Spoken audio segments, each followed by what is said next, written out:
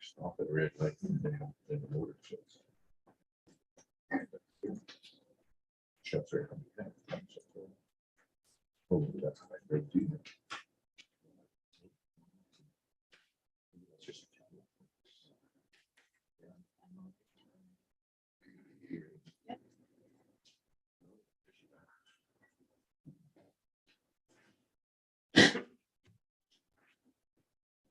Good evening, folks. Thank you for showing up. I'm going to call the meeting to order. First item on the agenda is confirmation of minutes.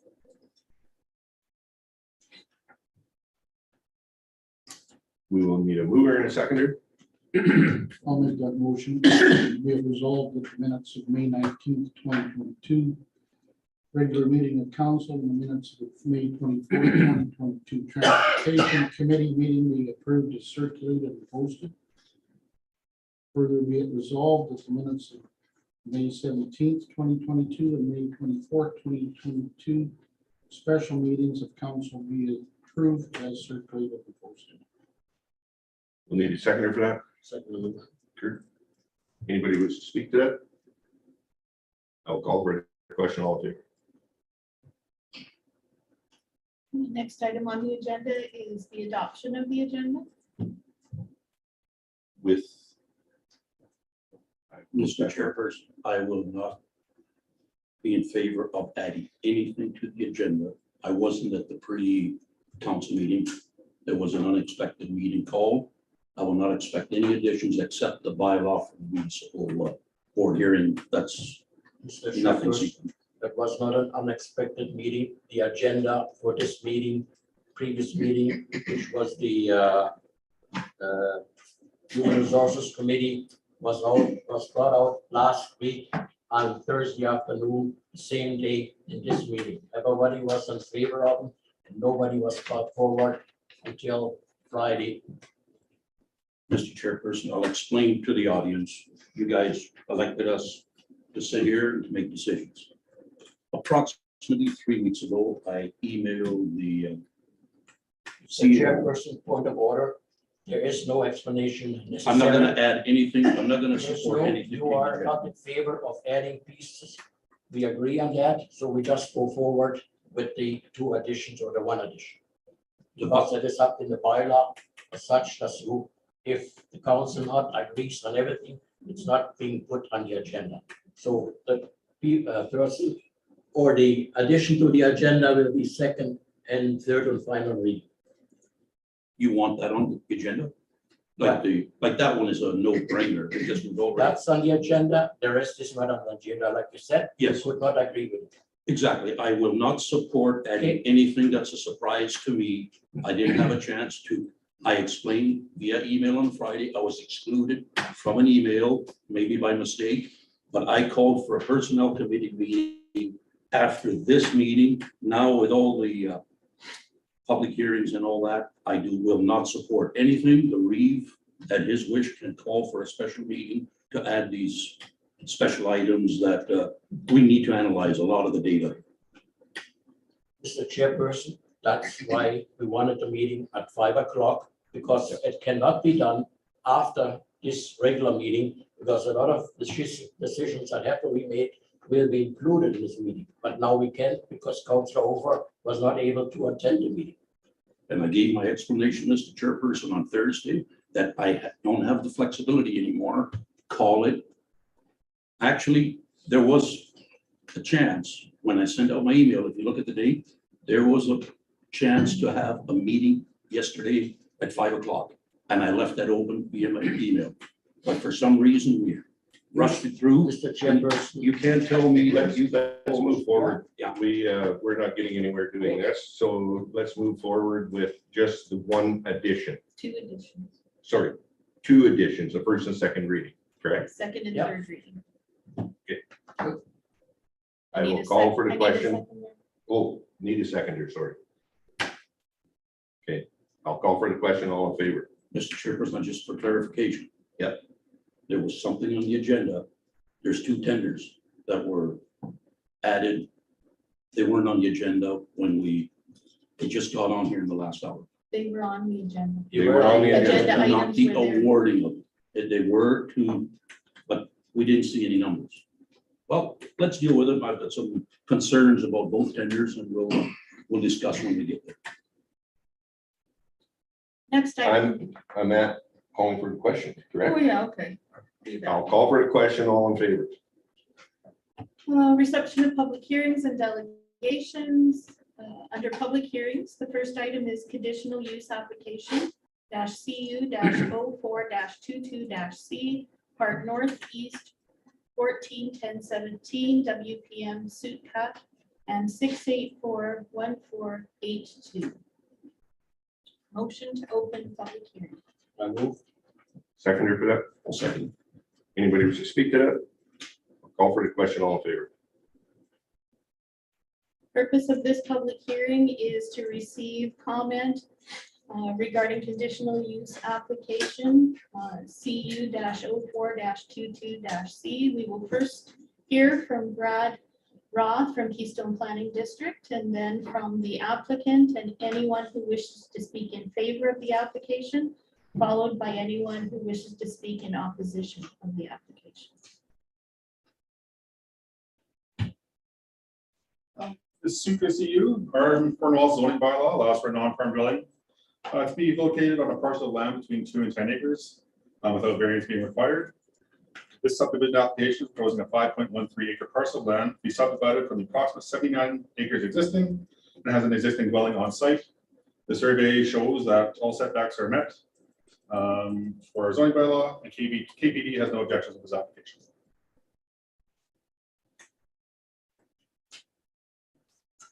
Is the applicant present? Would anyone wish to speak in favor of the application? Would anyone wish to speak in opposition to the application? Seeing none, motion to close. Need a mover in a second. Seconder? Anybody wish to speak? I'll call for the question, all in favor.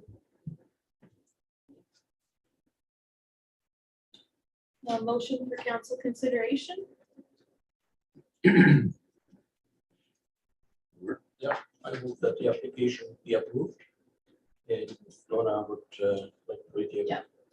Whereas Richard Sutka, with the consent of the owner, 6841482 Manitoba Limited, has applied for a conditional use order to permit a non-farm dwelling in the Ag 80 Agricultural General Zone at Park Northeast Quarter 14-10-17 WPM. Whereas council has held a public hearing to hear representation in favor and in opposition to the application.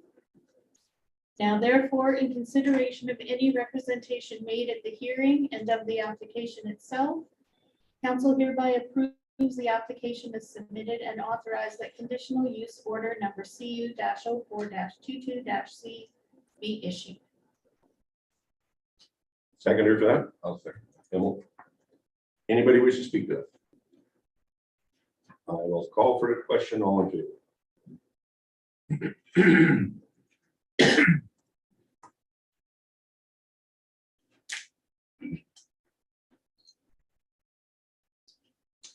Next item on the agenda is a public hearing for conditional use application CU 05 22 C Park Northeast 311019 WPM Myriad Designs and Keller Developments is the applicant.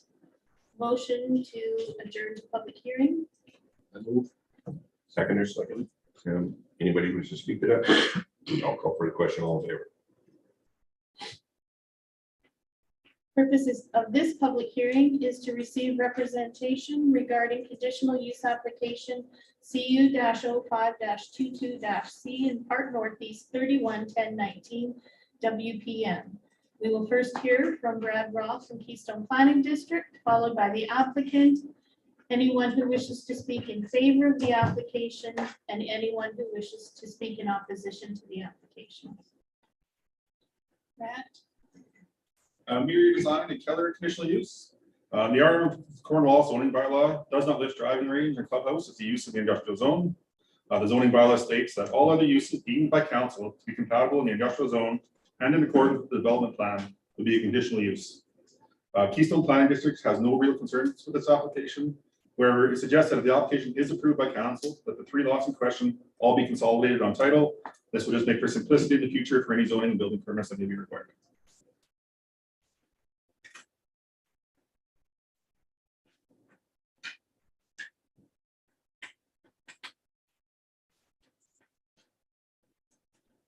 Would the applicant wish to make a presentation?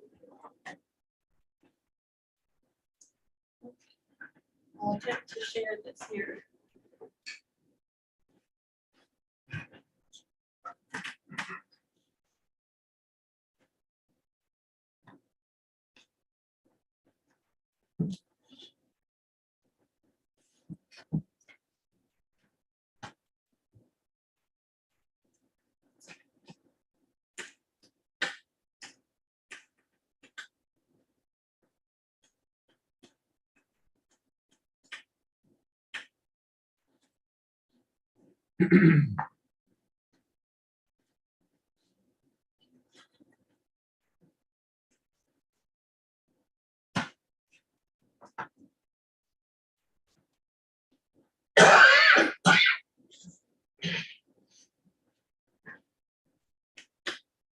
Okay. Good, yeah. Yeah, I don't have much to present. I just want to briefly give council a description, I guess, direct from the horse's mouth, so to speak, and not from what you read. You guys are aware of the location. Kind of surprised us in terms of the use and the interest in putting a driving range out here, but there is nothing like this in terms of acreage available within city limits or outside of city limits that fits the use. So having highway frontage accessibility, we thought this was actually a decent fit. It is isolated with the internal road and the neighboring property next door from anything else. We have agreed, although I don't know that it's a condition, to retain lot 19, lot 10 ourselves, so that there's no future issues with a conflict down the road. So we've always put that on the table as something we'd be willing to do. In terms of traffic, this isn't going to be any different traffic counts than, say, a gas station with a restaurant, which would be, a fairly normal use out there. Say a co-op puts up a gas station with a card lock and a restaurant. So in terms of traffic counts, it's not going to be a major difference.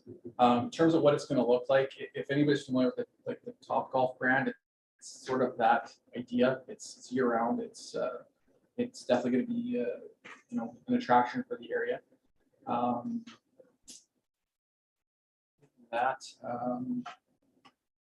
can't think of anything else.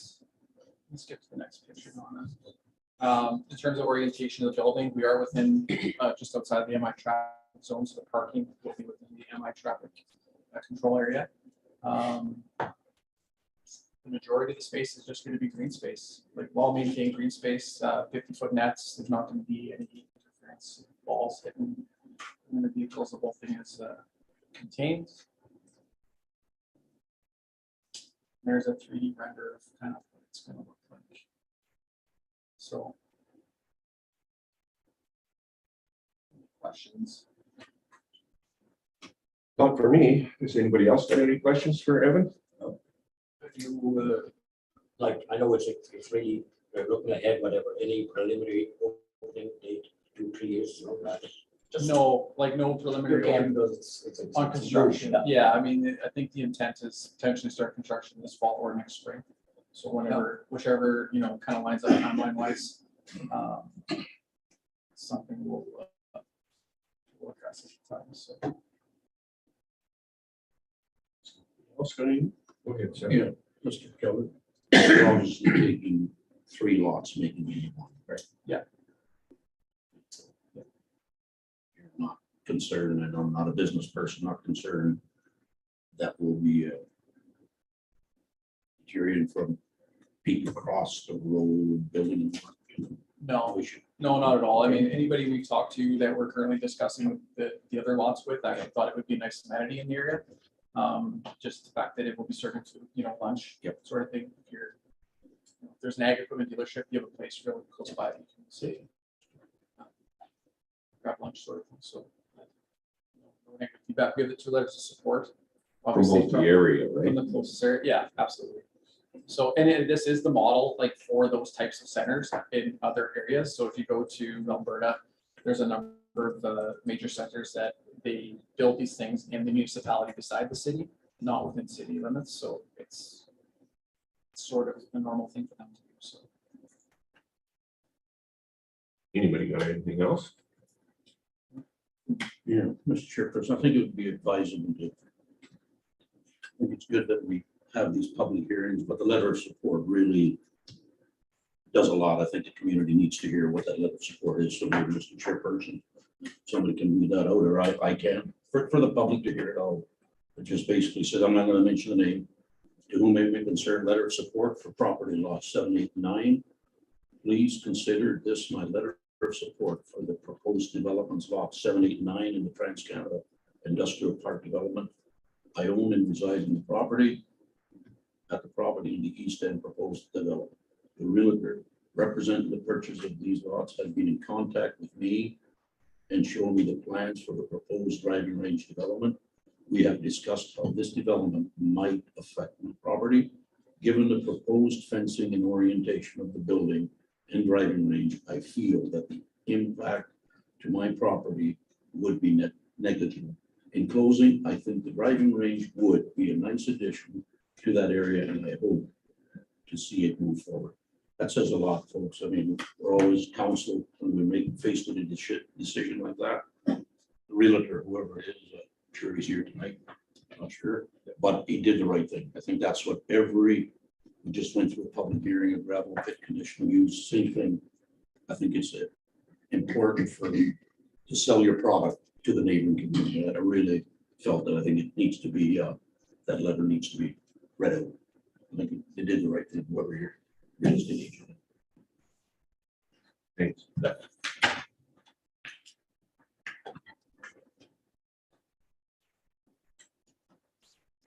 Is there anyone else who would like to speak in favor of the application? Not necessarily in favor or against, I just have a question for Evan. Evan, it's not a full golf course, I realize that. Just to jump around. Some grasses, we kind of doing for. The reason why I asked my neighbor, like, we're less than 1,000 meters from. My neighbor, during times of hardship and drought, when he was watering his trees, his well is going to be so.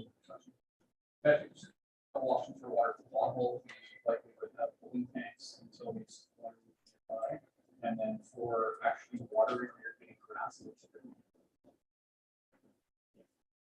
Any idea how much? you would need? right, like.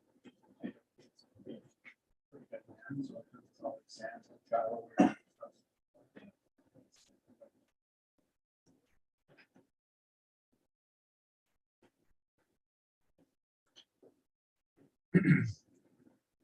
Is there anyone else who would like to speak to the application, either in favor or in objection?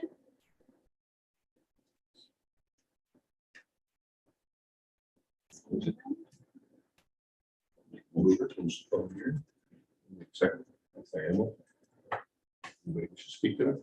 We'll call for the question on the Yes. I make the motion. I would like to make the motion that the application be approved and that Donna without the application. Yeah. Approve. Second. Whereas Kate McKenzie, Myriad Design, and Keller Developments have applied for a conditional use order to construct a driving range and clubhouse on lots 7, 8, and 9, Plan 67321 in Part Northeast, 311019 WPM within the rural industrial zone. And whereas council has held a public hearing to hear representation in favor and in opposition to the application. Now therefore, in consideration of any representation made at the hearing and of the hearing itself, the council hereby approves the application as submitted and authorize that conditional use order number CU 0522-C be issued, subject to the following condition, that lots 7, 8, and 9, Plan 67321 be consolidated on title. Need a mover? Yeah.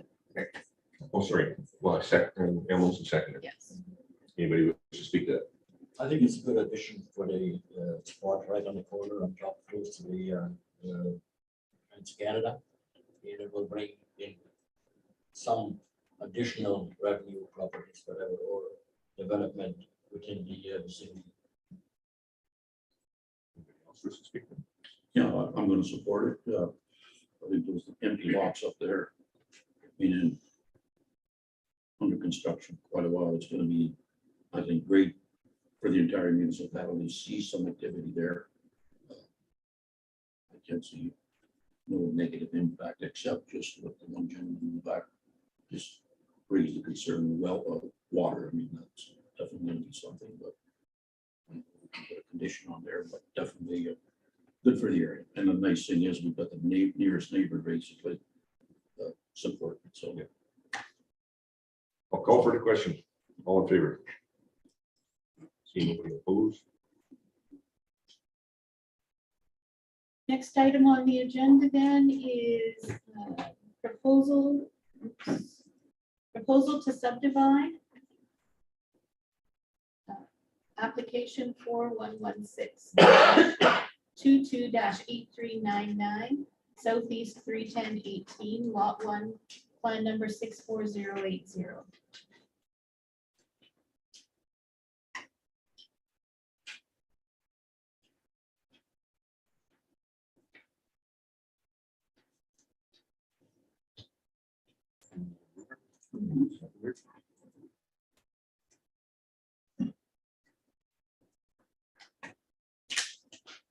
Chairperson, I make the motion. Be it resolved that the proposal to subdivide application number 4116 8377 being PT 241018 as submitted by Victor and Oh, Natalie. no, we're above that, Sam, sorry. Oh, right. That's the one. It's 4.2.1. Yeah, that's.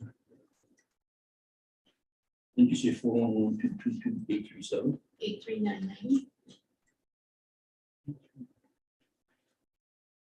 It's item number 4.2.1. Okay, I was going by the 4116. That's the one I was going by. I'm sorry. That's okay. Okay.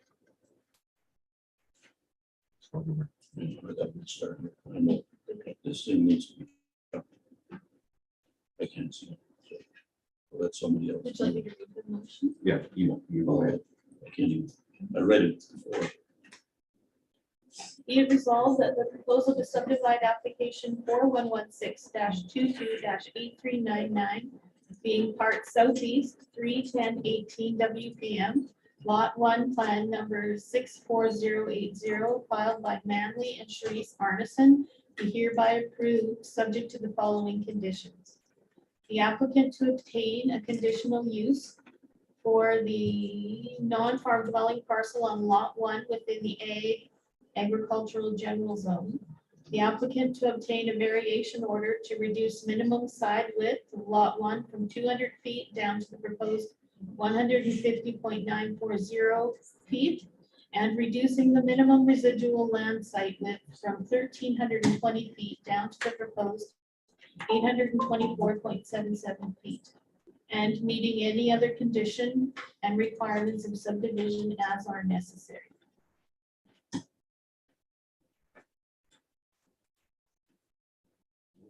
Seconder for that? The second one. If anybody wishes to speak to that?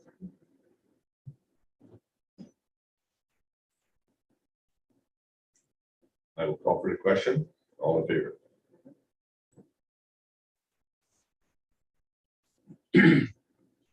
Next next item then 4.2.2, proposal to subdivide 4116-22-8377, part northwest, 241018 WPM, applicant Belgium. We'll need a mover for that. Okay, that's the one that's open. That's the one? I can't open any other document. That's okay. Okay. Need resolved, proposal to subdivide application number 4116-22-8377, being PT 241018.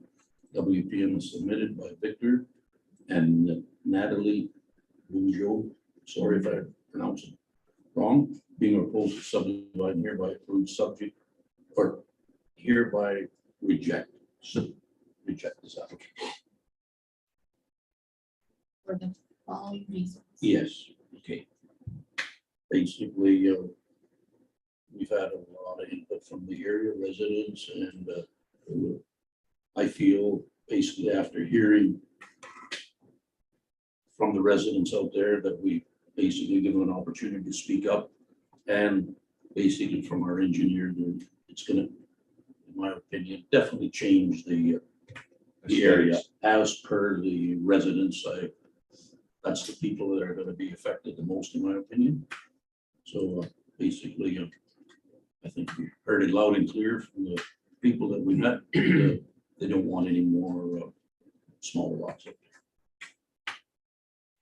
Seconder, Second motion. anybody else wish to speak to that? Like in addition to Councilor Hoover's issues that came forward with, and they're still there, is water supply, is drainage plan, is traffic, added traffic, and so on. It's a cul-de-sac, and it takes away from the original idea of the subdivision. Anybody else wish to speak? If I might then. Yes. I've got hereby rejected for the following reasons. One, the proposed subdivision is not in keeping with the current development lot sizes. Yep. Two, the proposed subdivision is not supported by area residents. And Did you water want to? supply, drainage, Traffic, traffic. Increased traffic.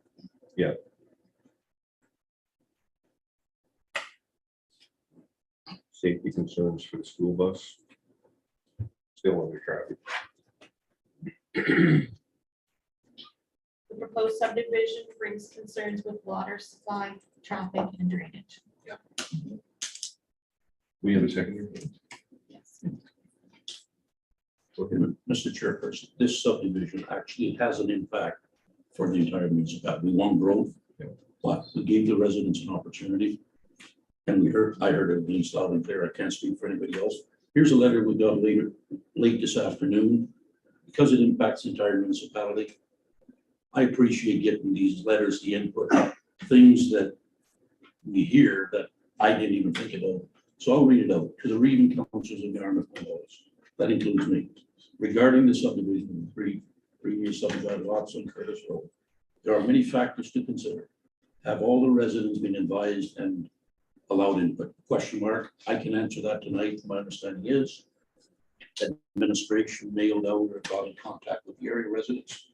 So I think that's a thing that we owe it to those people out there. If allowed, this will create a creation of these parcels affect the value of the parcels behind. We're not sure. What about the impact on to wells and the long-term implications regarding septic systems? Great questions. Who will be responsible for the road? If each property is to maintain a portion of the drive, what happens when one of them doesn't? What about snow removal? If the residents closest to the main road don't clear the road, how do we back the residents get out? I think you are opening the door for major neighboring issues. If this development has been designed differently at the beginning, it would have been possible to make these issues into consideration. You can't go back. What happens in case of an emergency when there's one entrance, exit, and potentially 8 homes? If this is allowed and the rear properties asked to do the same. When we had the meeting with the residents, 2 or 3 of these things actually didn't come up. And that's why I read it, because there's some really good ones, folks. I think that's what we need to get the community engaged. Yeah, we're people here that can make a decision, but I think I'm a firm believer. We allow the residents to engage and we listen to them, and that's what basically swayed me to. That's what it's affecting. I just thought I need to read that right. Anybody else who wishes to speak to that? I will call for the question. All in favor? To reject, yes. Opposed? See none. Next item on the agenda then, under delegations, our first delegation this evening is a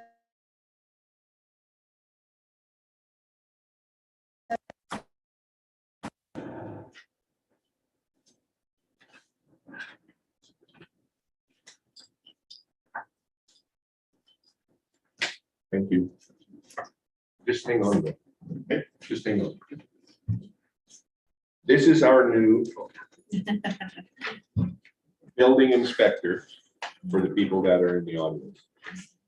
Brad Raw is what his name is. Okay? So be nice for the first while till you get to know him.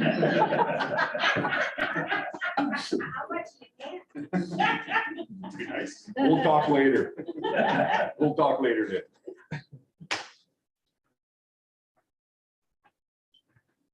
Okay, name first. Good evening. My name is Farah Anderson. I am the district supervisor for the Brandon and Service Assessment Services. Sarah, louder, a little bit louder. Farah. So I am here to discuss the impact of the 2023 reassessment on the municipality. Okay. Do you all have a report now? Yeah. Okay. I don't read the report verbatim. I'm just going to hit the highlights. Okay. So this report provides you council with an overview of the impact reassessment 2023 will have on your municipality. For 2023, the assessed values of all properties will be updated to the new reference date of April 1st, 2021 from the previous reference date, which was April 1st of 2018. Traditionally, we're on a 2-year cycle. COVID threw a monkey wrench into that, so we temporarily went to a 3-year cycle. We do go back to a 2-year cycle, so the next reassessment will be 2025. Okay. And the updated assessments will be used for your 2023 property taxes. So this report just provides you on how your taxable assessments have changed within the municipality and across the province, and how the reassessment will impact your municipal and school taxes. However, the impacts of this report are just based on modeling, so there are changes that go on throughout the entire summer. You get an amended roll in the fall. So the objectives of reassessment are just to provide equity, fairness, and greater ratepayer understanding. And reassessment just reflects how property values have changed since the previous reassessment. And those changes are attributed to the changes to supply and demand for real estate or the market values, any new construction or improvements to existing properties. The province's taxable assessment has increased by 10%, and your municipality's taxable assessment has increased by 9%. So that first table you see on page 2, that is the changes to your municipality's taxable assessment. So your single family residential has increased by 6.5%. Your apartments have increased by 4.8%. Your condos and co-ops have increased by 36.8%. Overall, your residential has increased by 7.4%. Your farm properties have increased by 11.1%. Your commercial and industrial has increased by 25.7%. Your institutional has increased by 6.8%. Your pipeline has increased by 7.8%. Your railway has increased by 8.3%, and your designated recreation, which is golf courses, has increased by 3.2%. So your overall increase is 9%. So assessment increases and decreases don't necessarily mean tax increases or decreases. Only properties seeing above average increases should have a tax increase. However, the impacts of this report do not take into account any other taxes levied on the part of your municipality. So if you have any extra service fees or levies, those are not taken into account in this report. So on the next page, so that first table you see on page 4 is the total tax change. So this is municipal and school tax combined. It also gives an indication of where the school tax is going to shift.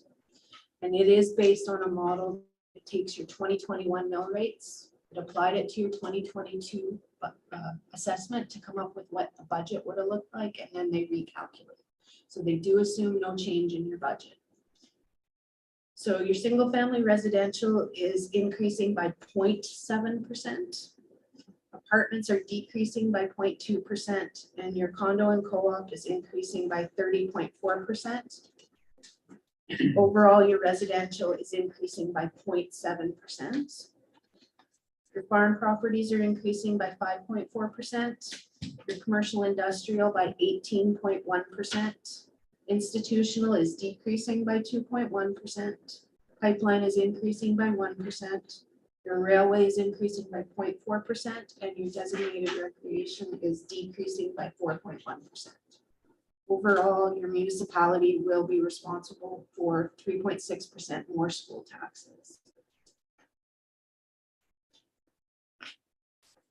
On the next page, this is the table that you as council control, so it is your municipal levy. So your single family residential is decreasing by 2.4%. Your apartments are decreasing by 3.8%, and your condo and co-ops are increasing by 25.2%. Overall, your residential is decreasing by 2.4%. Your farm properties are increasing by 1.9%. Commercial industrial is increasing by 15.3%. Institutional is decreasing by 2.1%. Pipeline is decreasing by 1.1%. Railway is decreasing by 0.6%, and designated recreation is decreasing by 5.4%. Again, because they assume no budget changes, that's where it zeroes out to no change. So properties with an assessment increase less than 9% will see a municipal tax decrease. Next page just outlines council's option to moderate impacts. So you have 4 options available to you. You have the phase-in tax increases and decreases, which can only be done over the 2-year period, but it is an option. You have the ability to vary property class portion percentages. That only applies to your municipal taxes, and a provincial regulation is required. So that is something that if you were ever considering it, you would need to get on it right away, because there's a lot of work that goes into that. And you have the ability to establish tax credit program and the other municipal tax tools, which are the most common, and those are your special service fees or your levies and LUPs. Next, there's still a number of provincial property tax reduction programs in place. So there is the education property tax rebate. So for 2022, that has increased to 37.5%, and it is expected to go to 50% for 2023. And you also have the Manitoba Residential Renters Tax Credit, the Education Property Tax Credit, the Seniors School Tax Rebate, the Homeowners School Tax Assistance, and then the Farmland School Tax Rebate. And then finally, just the way the public's being notified about the reassessment. So your assessment notices went in the mail today. So your ratepayers will have them by the end of the week, probably. All the information that was used to set the rates is now available on our provincial website. So all the sales up to April 1st of 2021 are now available to the public on the website. New this year, you will see on the assessment notices when they come, there's a little box that talks about my property and we. It replaces what was the property owners online portal on our website, where property owners went to retrieve their own information. It's the same portal, it's just more secure. This requires them to actually have a username and password. There are a number, all our offices have toll-free numbers, so nobody has to incur a long-distance charge if they want to talk to an assessor. There are a number of assessment fact sheets. They're available on our website and in our office. They explain most assessment questions in a little more lay terms than any assessor probably would.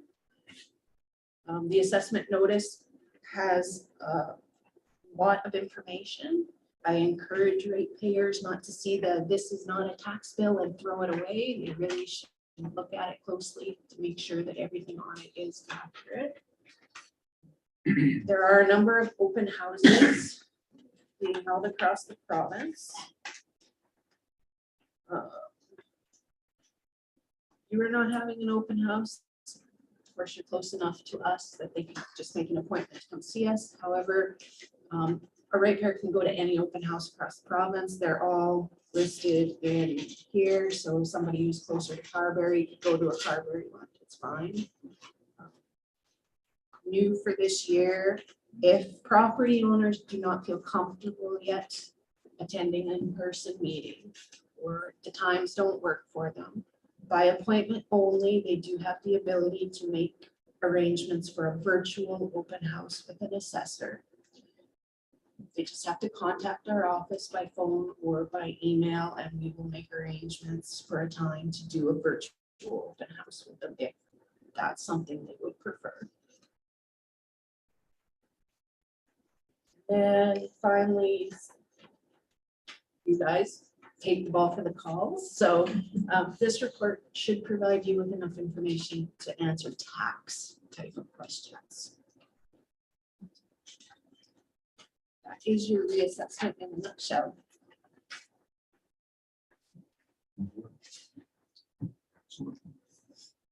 Has anybody got any questions? Go ahead. Mr. Chairperson, for this document, is there any confidential information in it? And these documents will be made public on, all of them will be released early fall. They go up on the Info Manitoba website for everyone to see. Okay, would Manitoba Municipal Relations have objection if this would be posted on our website or a link to it? I can send Donna the Okay, I'll PDF. make Yeah. part of the resolution receive it. Second question. Yeah. Mr. Chairperson. Gravel pits. We're blessed with an abundance of resource. Does your department have any expertise on the value of let's say a current piece of property with gravel on it, and when it's basically all mined out, the decrease in value, not right to the cent fair. I'm not gonna put it in the spot with anybody, because we're going through something right now in this municipality. At least I think we are looking at our bylaw. If we call for help, because I'm not an accountant, I'm not a tax assessor, I think I'm glad actually came tonight, because I think we will, when you look into the future, it might be worth something now, but when those pits are all empty, what does it do for the rest of the municipality? Does that assessment or that value drop of that quarter section, half or quarter? Is that something your department or somebody could help us with? Yeah. Answer any questions if we, okay, that's good. Yeah. We do value gravel pits separately. Good. Yes, they are based on active quarry versus not. So yeah, What's that? they're based on active quarry versus not, and we have different values based on sales. On sales? Yeah. And So also, you're saying, sorry, Sam, you're saying that when an ag 80, say a quarter section, is valued at, say, $1 million, does your department assess it at what that value is until it's mined out? Yeah, if it has an active quarry permit and it is being actively used as a quarry, it gets assessed at that gravel rate. Okay. Once it is mined out and there's no longer any active quarry available, it would go back to a traditional farm rate, which would be a non-arable rate. Ag. Yeah, So you're saying, let me think this through. You're saying when it's assessed at the value of what's coming out of it or what it's worth? It's there, the gravel quarters that are actively being quarried are assessed at the rates those quarried, they're actually selling for, which is significantly higher.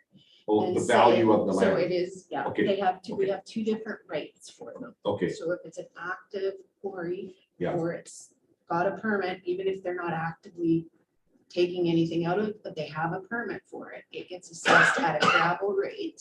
okay, If it's done, there's nothing left, there's no quarry permits on it anymore, so it's not, then it goes back to its farm rate. ag 80, yeah, okay. Mr. Yeah. Now I'm gonna take it away from there. Because, like I said before, we're blessed with out there. We gotta do our due diligence to make sure we manage this properly. So once that quarter section half, let's deal with the quarter section. If it's mined out and obviously there's no permit, you're saying it's gonna go back to ag 80, but it's got a big hole in it. It's not gonna be the same value as across the road, somebody farming, correct? Yes, no, it would be a non-arable rate versus an arable rate, yeah. So I'm Yeah. well worth the trip tonight, Carol, because we've got some pits out Lots of there them. that eventually will be, and I never like to say land is worthless, but once it's mined out, what do you do with it? Obviously, they're gonna come knocking on your door. I'm getting taxed on it, but it's not bringing any money, and RM stands to lose revenue because of what it's currently taxed at to the future, correct? Okay, thanks. You'll be hearing from us. I'm pretty confident. For help. No problem. Has anybody got any other questions? Thank you. Spare.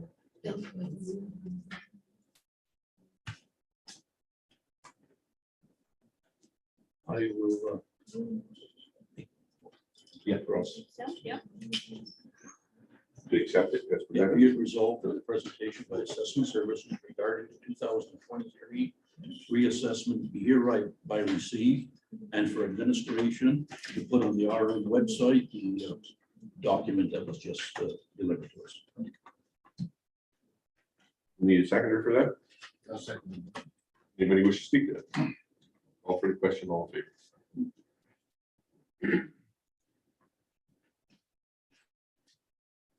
Sorry, who was the seconder? Oh, Kurt was, sorry. The next delegation is David Merrill from Spruce Woods Mobile Home Park. David, go ahead and unmute yourself.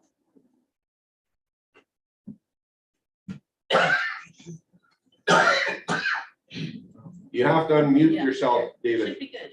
Whoops, it was unmuted.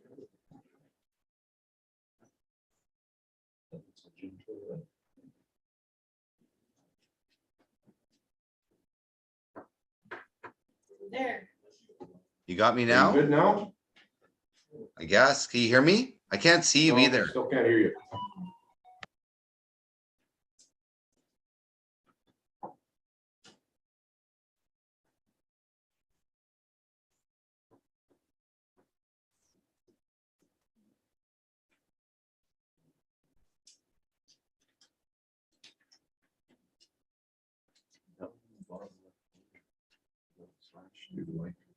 Yeah, that's him. Oh. Figure out how to turn that on. Skittles. Well, that's it. It's got Okay, me. try it now, David. Can you hear me now? No? You might have to turn your volume up. No?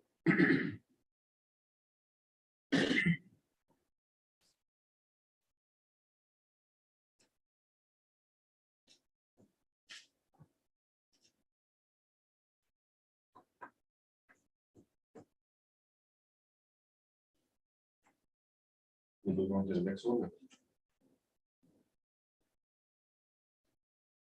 But we will defer it until it gets. Yeah. Well, we'll come back to it. Yeah. What we're gonna do is go on to the next one, David, and we'll come back to you. How's that? Thumbs up. Awesome. Could we have Lynn Forbes come forward then, please? Good evening, everyone. Okay. I have some questions about the weed issue. And I see that it's actually on the agenda for tonight, so obviously the weed spray tender hasn't been awarded yet. Now, at this point, you've kind of missed your optimal opportunity to spray for weeds, right? Because they're way too big now and you've got too much grass growing in the ditches now. So really, at this point, your best bet is to go ahead and mow first, then let them regrow and then spray. Okay, so you can still spray, but I mean, for someone to go ahead and spray right now, the other issue too is when you get that much growth, you have to put a lot more volume of water on with your spray to get coverage too. So they're gonna have to be filling up all the time. And I don't know who you're giving your weed spray contract to, but unless they are set up to do that kind of thing, it's gonna take a lot more time too. And like I said, it's just not gonna be very effective right now. So that would be my recommendation, is that you tell them to wait for a while, get your mowing done, let it regrow, and then spray. And I know some people think the spraying isn't effective, but it really is. If you look at, well, no, it really is. If you look at a picture of the ditch going north of me, you can see exactly where the line is, where it's sprayed and where it's not sprayed. Now, I'm wondering, is the RM responsible for the ditch adjacent to Veterans Way, or is that supposed to be the province? You know, That's the problem. that's the province. Now, are they actually going to spray anytime? I'm thinking that they are if we spray. Oh, okay, I heard that one comment, okay. but I can't guarantee that. Mhm. It, with the province, it's usually because of the dollars and cents, right? But they know that they're mandated. And they did it, I don't know if they ran out of time last year for our municipality. It was too late. Yeah, it was too late by the time they got their Together. got it together. I do believe that they did Elton. I could be wrong though. And I think that they are on the ball for this year. Because that, like, that one is a real contributor ever since they resurfaced Betts Way there, the spillage is a lot worse there. And I know that. I totally agree with you, because if you're spraying ours and they're not spraying theirs, you're behind the eight ball again, right? Well, exactly. And that brings me to another thing. There's some of us that are actually spraying and managing, And so much. and some aren't. And it's gotten to the point, and especially this year, you can really see it. We've had such a lot of rain and a lot more moisture over the and it makes it just about impossible for us to really get it totally under control when you have other people that aren't. And I would really like to see the RM send out notices to all the landowners. They have got a responsibility to manage their property.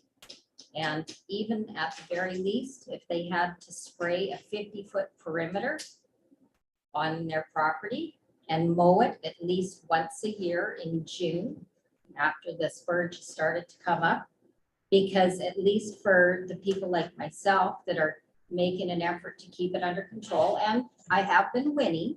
However, when I have it right up to my fence line, I'm fighting it all the time. If they were having to spray at least a 50-foot perimeter, because the spread of the roots on that is 30 feet or more. So if they did 50 feet along their side, it would give me that much more of a buffer to get it under control on mine.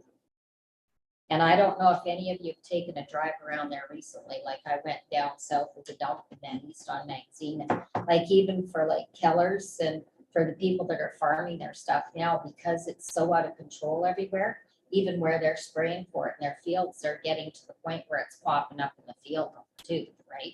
So it has a big impact for myself. I'm trying to do hay. And if you have a lot of spurge in your feed, people don't want to buy it. Is that because of the quality of the spray that is being offered now? Or is it because of the amount that they're using? It's a lot of it's the amount and when you spray too, Okay. right? Oh, yeah, And okay. like the veracity of the plants around, like Yeah. you'll find that the spurge, and you'll see that a lot on the gravel pits, right? Because it isn't being done at all. So instead of being one weed, it's like a shrub, right? So it gets harder and harder to kill. It's the same thing with your ragweed, koch, all that type of thing. That's why your timing is so significant when you're trying to spray it out. Well, there's so much wind when Well, that goes- too. when it goes to seed. Yeah. You have that problem as well. right? So this is another issue too, like have the notices gone out to the aggregate pits? And were they given a deadline to spray? We asked them to have it sprayed by the middle to end of June. Mhm. But again, we're not the weed inspector, so we Mhm. couldn't issue an order. We sent them a letter reminding them of the obligation and asking them. I thought you were going to have a weed inspector this year. Well, we're hoping to have a weed inspector through our contract tonight. Okay. Okay, so now that brings me to another thing. Where are we at with the gravel bylaw and the whole road change? Because there again, I was out driving and met gravel trucks on Magazine Road, and I thought you had made the decision to eliminate that as a haul road. Yeah. We haven't made that decision yet. We haven't done any Haven't done upgrade. No. Okay, so what happens now when we get these downpours of rain? Like there's been days there where those roads are in pretty soft condition. Like, are you going up to close them so they're not hauling on those days? Or are they told they're not supposed to haul when there's so much precipitation? Yeah, so if the roads get into a condition, then Public Works will go and shut them down from hauling. So when are you making a decision on haul roads then? Well, that's a 2 meeting. They have to meet as a group and come up with the updates that they wish to do first reading and then do second and third reading. So it's as fast as council needs to do the updates that they wish to have. Okay, so what about the gravel bylaw as far as the conditions on the aggregate pits? Where's that at? That's the same thing. So it's nowhere yet? And Mr. Chairperson, yeah, it is some gravel pit owners have requested a meeting. with Oh, council. yes. Yeah, let's that not part. hide any information. Let's be transparent. So We when need to have is the that? public here. Pardon? I said, when is your meeting with the operators? It's on Monday evening. The gravel pit owners are coming. Okay, and so when are the residents? I thought we were supposed to be having a residents meeting too. In regards to that? We haven't set anything up.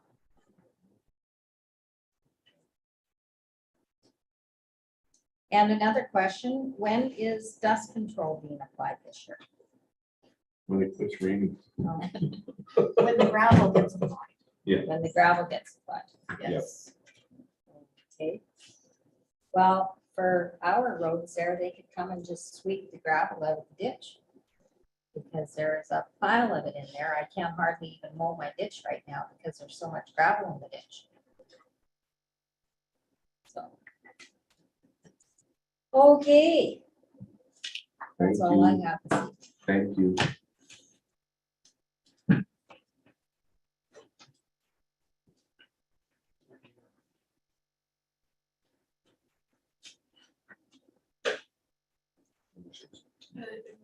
Or five. Oh. Motion to accept. Delegation. We'll need a mover. and a I'll make a second. motion to accept the verbal. Anybody who should speak to that? Yeah, like, basically, can we advertise that meeting for Monday night and put it on Zoom so people can listen in? Because that's a major decision we're going to do. And I think it would help any candidate that's running in the fall where council is sitting and what the foresight is for gravel pits out there. I think it should be open to the public. It shouldn't be a secret meeting. You have the motion on the table. But no, just a suggestion. I'll put it on the inquiry. Anybody else? And Mr. Chairperson, I realize there was a motion on the table. It was a comment on the. I'll ask for the question, all in favor. Okay. Now, David? You guys hear me now? Can you guys hear me? Number 5, right? David. Sorry. Can you guys hear me now? Can you talk now? We I see you thought- unmuted, but we can't hear you. You can't hear me? No? I can, yeah, you should be able to hear me. No? Not? Ah, I'm It's thinking on. that must be something like this. you guys can't hear me, David, hey? I'll contact you tomorrow and we'll try and set up something with council, okay? Okay, thank you. Sorry about that. Technology. My right? end, it looks like the mic's working. Okay, Can't I get have, me, hey? Reports of committees. Works of committees. Is it?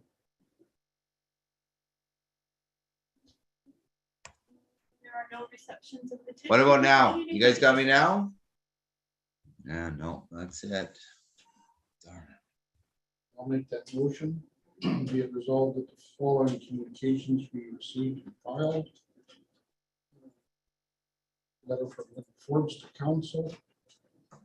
Sean Stubbs, LP, Rural Economic Development, Rural Broadband Strategy, and Google Consulting, Inc., DFA firms.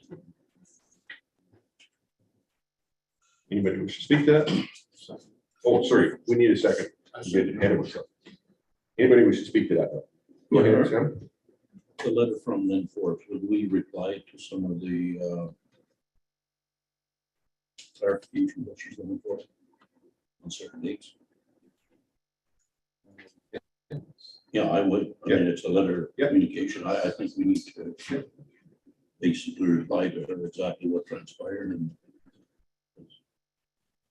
there's a lot of tension out there because of No, that. So I think we owe a concern. Anytime there's a concern, we should reply with transparent information. Anybody else have anything? I will call for the question all in favor. Approval of accounts. We'll need a mover. I'll make that motion. Be it resolved that the following payroll and general accounts be approved with payment in a total of $334,155.63. Be it further resolved that the following utility accounts be approved for payment. Total of $4,406.23. Be it further resolved that council indemnity accounts in the sum net total amount of $4,783.33 be approved for payment. We'll need a seconder for that. Emil, does anybody wish to speak? So I have, if somebody else has questions, I've got multiple questions. Anybody else? No. Okay, on the second page. Blue Star Construction Hall, $109,200. That ground is already supplied, correct? Yeah. That was the 5,000 yards that it put up last year. Yeah. Did, Mr. Chairperson, I want to challenge you on that. You offered to pay for a spotter. Did you by any chance hire a spotter to go up there and check if this gravel was? No, I physically- didn't. Okay, that's fine. I didn't because You got didn't realize- challenged and you offered. I didn't realize they were putting it on.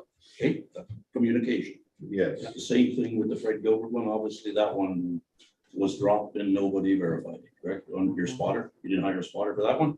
No. Okay. The next one, GW Truck Service. Are we, anytime we get them to do a hold, do they call before the day? GW7. That was cleaning a Of culvert. culverts, but there's rules and regulations. Does our public works department understand Yes, because The I'm the depth. one that does them. call and dig? Yes. So you've got the rules and the standard, like, you know what, Yes. okay, that's fine, fair. It's a safety concern, I wasn't sure how deep to go. Now, a comment was just asked here, if the calcium has been applied, we got a bill of $7,300. Where On was haul roads. on hold? So the Yes. gravel has already been applied? on all roads, Yes, and Elsie was on, yes, okay? Just on all roads. just on the hall. Was something applied to Gray Road, I got a call that, so it was just the moisture That would just be. that recycling. activated, okay? Here. Here. On page. Staple. Doesn't have a page number. Okay, the RBC direct investing. Yeah. Retirement clause. That's Pete's retirement. It is Pete's. I can. The rural municipality of Riverdale police equipment, what did you purchase We purchased a gun. for the Our RM new- of Riverdale? We purchased a gun From, from Riverdale, yes. For our new. so how many guns do we have now Two. with one police officer? Well, we're gonna have two right away. Okay, just one more.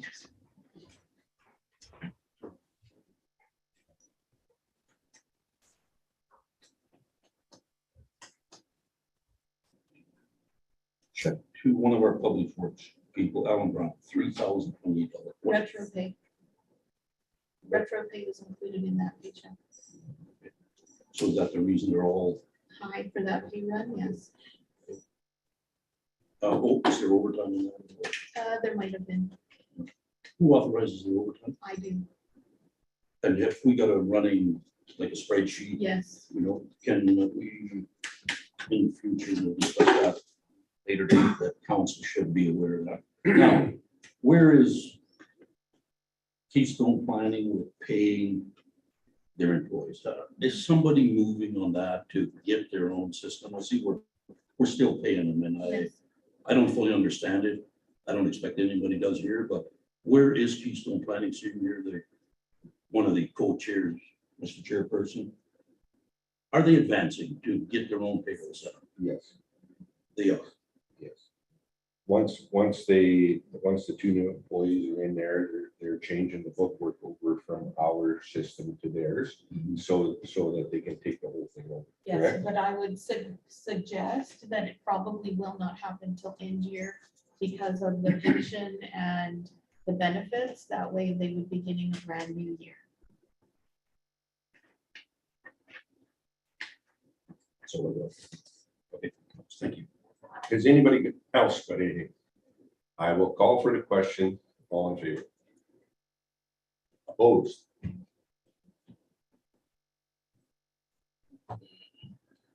Next item then is authorize.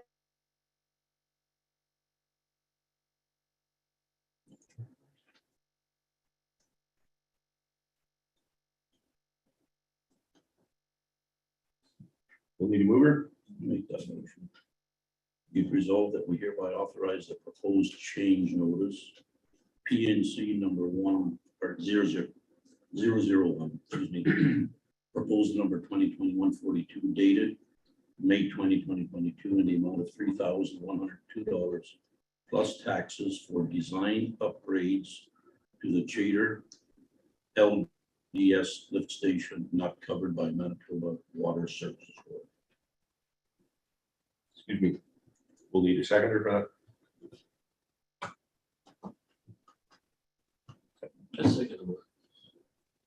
Anybody wish to speak to it? Yeah, that was, I guess it's because of hydro. They don't want to see two servers in there, so they have to combine 1 meter. So it's no surprise, it's engineering costs. Basically, they need their money back. Anybody else wish to speak to it? It should state, in my opinion, in the resolution, what the money was spent for, and not just upgraded. It could be a pump, it could be a dump, or that could also be changed to just one service system. This is designing the proposed changes to So it's not upgrade. just not approved. Just a big piece of paper with scratches on it.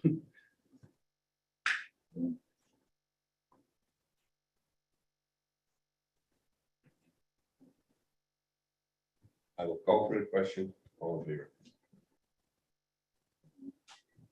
Next item then is assess asset management, KGS group proposal award. We'll need a mover and a seconder. Chairman, I move, be it resolved that we hereby authorize the municipal signing officers to sign proposal number 22-000-0885 dated May 26, 2022, from KGS Group in the amount of $25,000 for the completion of condition assessment required for the municipal assessment venture. Need a seconder for that? I'll second. Oh, Bobby's got it. Anybody wish to speak to that? Go ahead. yeah, so that's in person with the company in Saskatchewan that we had that Yes, meeting with. yes. So I'm really surprised, KGS, that's a large engineering group that nobody was able to come up, a smaller company basically come up with a better proposal. I'm really surprised. I mean, it's good. It's a good cost, in my opinion. There's a lot of work to be done. Yeah. But this is just signing officers will sign the agreement, but then there's going to be people from the community being asked to form a committee to help. us. That's right, two separate things. Yeah. Yes. yeah, so- This is the conditioning piece, Yeah. yeah. Anybody else wish to speak to that? I will call for the question. All in favor? Next item then is Trader Utility UV unit. We need a mover. I'll make that motion. Be it resolved that we hereby authorize the purchase of the Hallett 750 PN UV unit for the Trader water treatment plant as per quotation from VITA Environmental for the quoted price of $6,298 plus taxes. Seconder for that. Second. Anybody wish to speak to that? But yeah, I think the CEO, I mean, basically what it is, there's 5 current units out there. And in the summer, when one goes down, basically, This is a bad. this is what, basically, all you have to do is block the other one in, make it shut the valves, take it out of commission. And the other one will basically carry the load, less pressure off across the units. Because as there's more homes getting hooked up, basically, these units are part and parcel with the chlorine treatment. So it's a drinking water requirement that we have enough units online.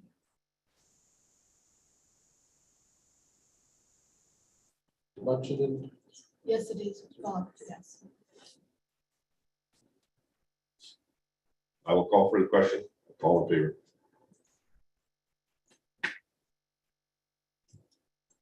Trader Utility chlorine pump. I'll make that motion. Be here. Be it resolved that we hereby authorize the purchase of the Grundfos Adult Smart Digital DDA dosing pump as per the quotation from Synergy QS 1006747175211 for the quoted price of $3,125 plus taxes. We need a seconder for that. Anybody wish to speak to that? Yeah, I'm not sure if Bill included that in his budget, but as a requirement by the drinking water office, there, you need to have a redundancy. One is online. There was one order, my understanding is from North Arc, the original supplier. It's working, but it's not talking to the, I'm gonna say the software, or the brains out there properly. So it's not really, It it'll won't work. recognize it. Well, it recognizes it, but it's just confused because it's all digital and they have to be identical. My understanding is the plant operator talked to the Synergy representative down east and he says it has to be identical for what we have out there. So my understanding is I think Dave Marinick is going to come and install it because there's just too many wires out there to expect the plant operator to be knowing all the digital. It's so everything's computerized and it's just pretty expensive pump, but it's required. Anybody else wish to speak to that? Call for the question. All in favor?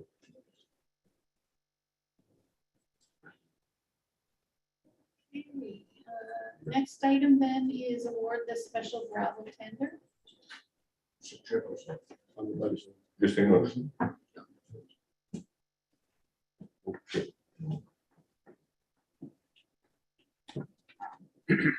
Whereas the municipality received the following tenders in response for the 2022 special A-base course gravel tender Fred Gilbert Trucking, $18.80, town plus GST.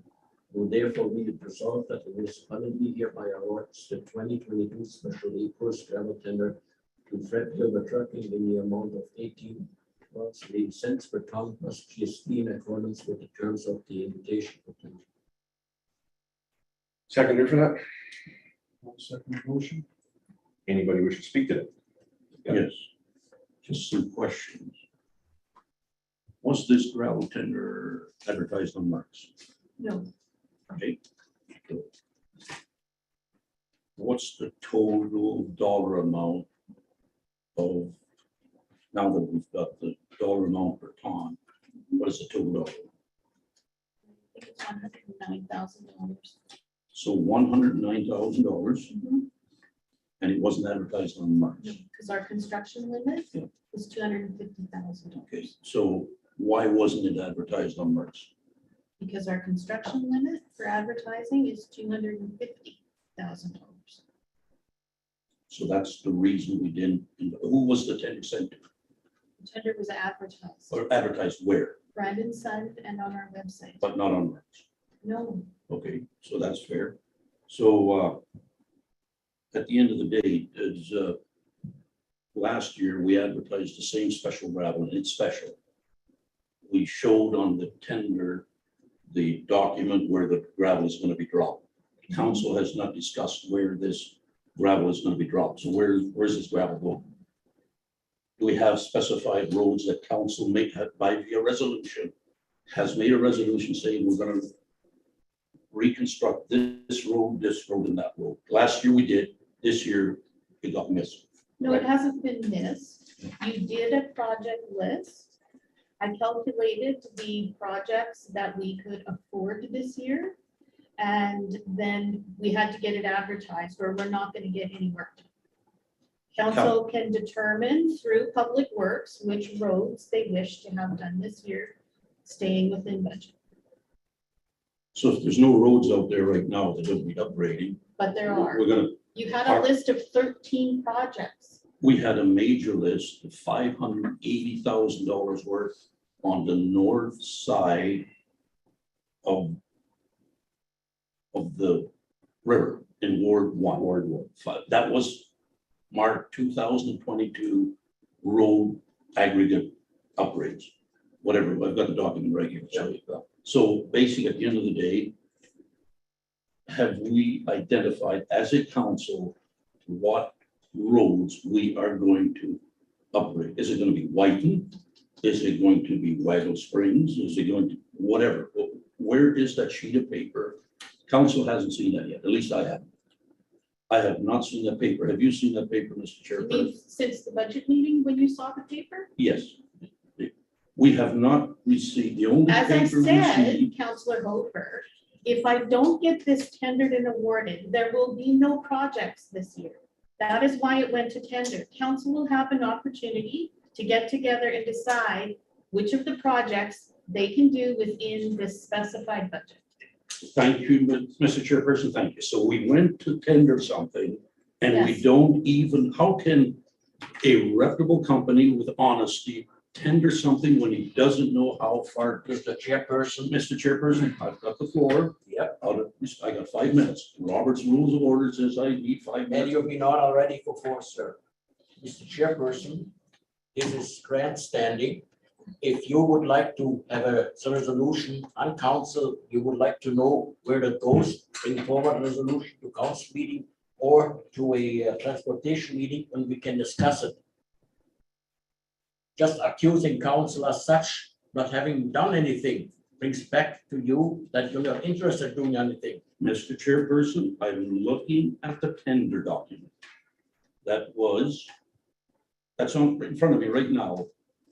How can a honest contractor submit a gravel tender or contractors when it doesn't specify on here where the gravel is going? But it does specify that it's within the municipality of Cornwallis. Is it 1 mile from the pit or is it 30 miles from the pit? Last year we did that. And to me, that's the right thing to do because an honest contractor will want to know from point A to point B. To me, anybody that will support this is basically, in my opinion, squandering taxpayers' money. There is no clarity in this document at all where the gravel is going. All it does is specify the tones and it's going on municipal roadways. But that's where that tender needs to have absolute clarity. That from point A to point B, it's 30 miles. We've seen the increase in fuel taxes or fuel prices. So at the end of the day, how can an honest contractor, or is he gonna basically claw back some gravel? I don't know. So at the end of the day, I will not support that. Anybody that supports that, it's almost like this document is Mr. corrupt. Chairperson, Councillor Hofer is accusing gravel contractors of shortchanging DRM and so on. If we do not go forward with this contract right now, there will be no gravel. Period. You had your chance. We got a motion on the floor. Okay, Mr. Chairperson, that's a threat that we got no gravel. They have it's till not a threat. the end of September. Listen to this, if the work is not completed by September 30th. Mr. Chairperson, we have a motion on the floor. I will not support it. That is good. Squandering money. We need a seconder. Yeah. We have a seconder. One second. I will call for the question. All in favor? Opposed? Can you turn the video back on, please? Why it keeps cutting out.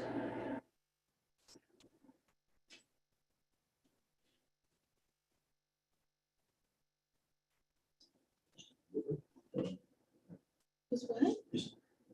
Stop recording. No, we are Yeah. recording. Good. It was just the camera kicked off. That's good. Okay, we're moving on. Yeah. Oh, 8.2? yes. I'll get counseling. What's it? Oh, yeah. Emma.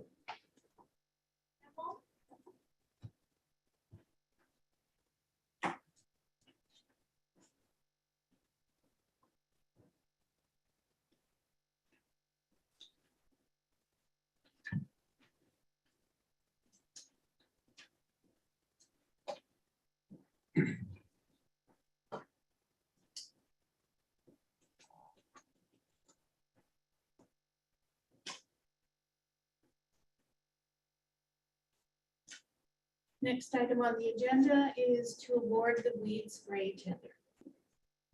We'll need a mover.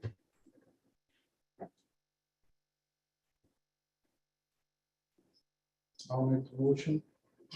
Whereas the municipality received the following tender in response to its tender for the performance of roadside herbicide application services associated with the municipality's weed control program. Absolute lawn care rate per ditch mile for 2022 to 2024 is $49 plus GST. Rate per liter of 2,4-D amine, 600 for 2022 is $16 a liter plus GST. Now therefore be it resolved that the proposal from Absolute Lawn Care be accepted, subject to the completion of an agreement satisfactory to the municipality's chief administrative officer and the municipality's signing officers are authorized to execute the said agreement on behalf of the municipality. We'll need a seconder for that. Anybody wish to speak to that? Yes. Mr. Chairperson, there's another prime example. You took it upon yourself with the CAO to rewrite the tender document. Mhm. That's what we came up with. Mhm. We got an email, you see any discrepancies. This is very vague. And actually, I'm glad actually Mrs. Forbes just mentioned it. Doesn't mention anything here, what he's gonna mix it with. Is it gonna be gasoline, ethanol, or water? I don't know. There's no water in here. There's no rate per mile, how many gallons. This is, we're setting our taxpayers up to get shortchanged again, folks. It happens almost every time we tender something, we don't put measurements in place.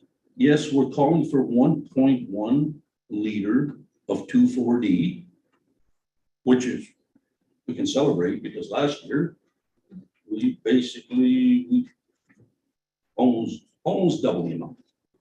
Okay, so at least we're going the right direction. At the end of the day, how can somebody vote on a contract when it doesn't say how many gallons of water or mixture will you put on a mile? Another key thing here is, and I brought it up when we were discussing it, and it went back to the CEO and to the reef to rewrite this, but there was no changes made. I brought up for every sign that's out there, whether it's a mailbox or something, how is that accounted for? It basically says we are going to spray 202 miles or the acres, but there's no mention, because if he pulls that boom back 25 feet back, has anybody figured out how many acres we don't have to spray? And you're looking with a deer in the headlight look, because this thing is set up for a contractor. Again, it appears he's going to be applying 1.1 liter of 2,4-D, but it doesn't specify how much is going to be the water to chemical ratio and the gallons per mile. You need to include that in the tender, folks. Otherwise, he could be walking away with a lot of free chemical at the end. Mr. Chairperson, if Councilor Hofer would go back to the tender documents, the Let's read it out, Mr. Chairperson. Wheat Spring tender and the other document, the return from Absolute Care tender, where it points out the application, the liters and so on, and how many miles it shows in there. I read that. It's 1.1 liter of 2,4-D per mile. How many gallons of water is he going to mix that with, Mr. Council Westberg? Answer it for the ratepayers out there, because it's their money. How much water is it? Oh, so you're going to vote and support something so ridiculous? That's not very ridiculous in my mind, in your mind. Mr. Chairperson, how much water is he going to mix? How much water is he going to apply per acre? He is the licensed individual. You don't know what he's supposed to mix that with, and neither do I. What did I say back in January? Hire an agronomist to tell us that. And it's not in here. The agronomist put everything on paper that should be on this document. Why would? She did not say anything about the water. She So- said 1.1 liters. Folks, Folks, this is so we have ridiculous a of a, motion on the floor. Mr. Chairperson, how will he account when a stop sign or a speed limit sign is in the ditch, his boom is 25 feet? How does he get around that? And how many do we have out there? I mentioned that earlier on in January. These are the things that we have to consider. Yes, 202 miles. Yeah, he's going to travel it, but he's not going to spray that. There's wetlands, there's bridges. How does he subtract that? Then we finally say GPS. However, the letter that he submitted, nobody's asking for that data. Is that what, why? Because actually, all he has to do is send his cell phone on the dash GPS. What you should have asked for, but I know you don't like measuring stuff, because measuring, you've got an opportunity to manage. He is not including that he's going to share some spraying data, because that would be one thing I would have asked for, but you didn't. This is setting the ratepayers up for, again, getting shortchanged for their money.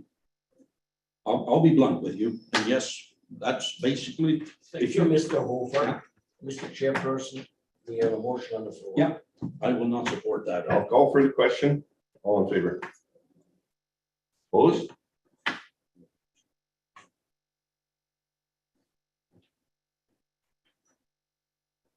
Mr. Chairperson, just clarification on that signing agreement.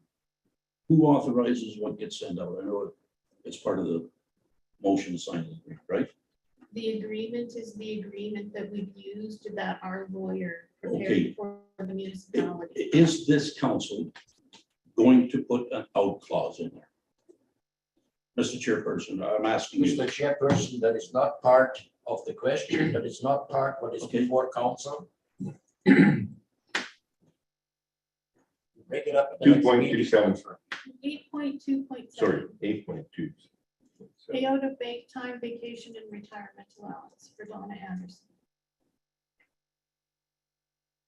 You need a mover? I make the motion, Mr. Chairman. It resolved that we hereby authorize the payout of the following for Donna Anderson. Bank time accumulation, 134.625 hours plus hours from June 1st, 21st, 2020. Vacation time owing allowance accumulated to June 30th, 2022. We need a second.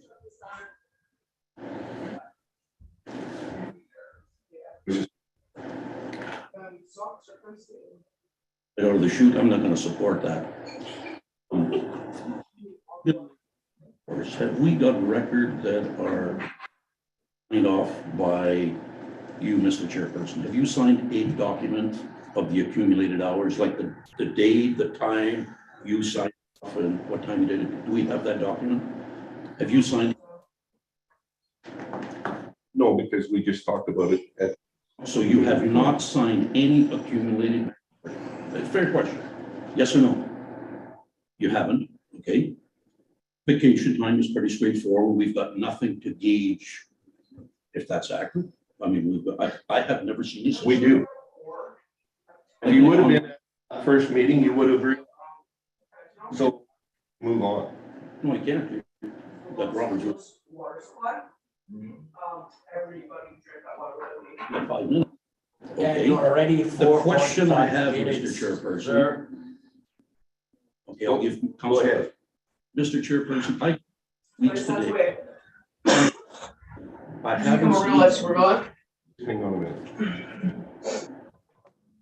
Woo! This girl is sweaty in here. This girl is. How was your Whoever's got their mic on, could I ask you to shut it off, please? Steve. Sorry. Okay. Okay, carry on. Mr. Chairperson, 2 weeks ago when you called me midday that the CEO will resign. It was a phone call. We haven't seen anything official on paper. Did she resign or retire? Is the question I have. We haven't seen anything. Can we have that piece of paper before the meeting goes on? Because that has an impact, because pension and all that, I see a resolution earlier on. I don't see I wasn't at the previous meeting, but I see retirement allowance accumulated. To me, did she resign or retire? Because if she resigned, it's retirement, and I would highly recommend that somebody should have picked up the phone. I would have expected you to give legal advice and accounting advice, in my opinion. But I heard she resigned from you. 5 minutes are up. We have resolution on the floor. I've got 2 cracks at it, Mr. Chairperson. When There's nothing like 2 cracks on it. It's 5 minutes and that's it, sir. It used to be when we had ever in the old style. Now it's not. So, Mr. Chairperson, I'll ask you again, like it's in hours here. What is the dollar Mr. amount? I don't see Chairperson, it. Councillor Hoover did not understand what I said. I said there's a motion on the floor. Let's move on the motion. Mr. Chairperson, I had a question to the motion. I wasn't at the previous meeting, and I don't know what dollars were involved, but we're voting on hours here. Isn't it fair for me to ask, what is the total dollar amount that council is going to approve tonight? Mr. Chairperson, then the councillor should have been at the meeting where it was discussed in depth. He chose not to be there.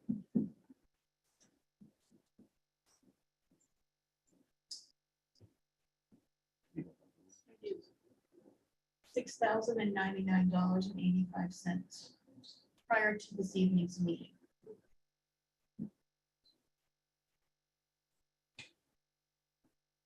I will call for the question. All in favor? Opposed? Next item is to award the consultant for the CAO search.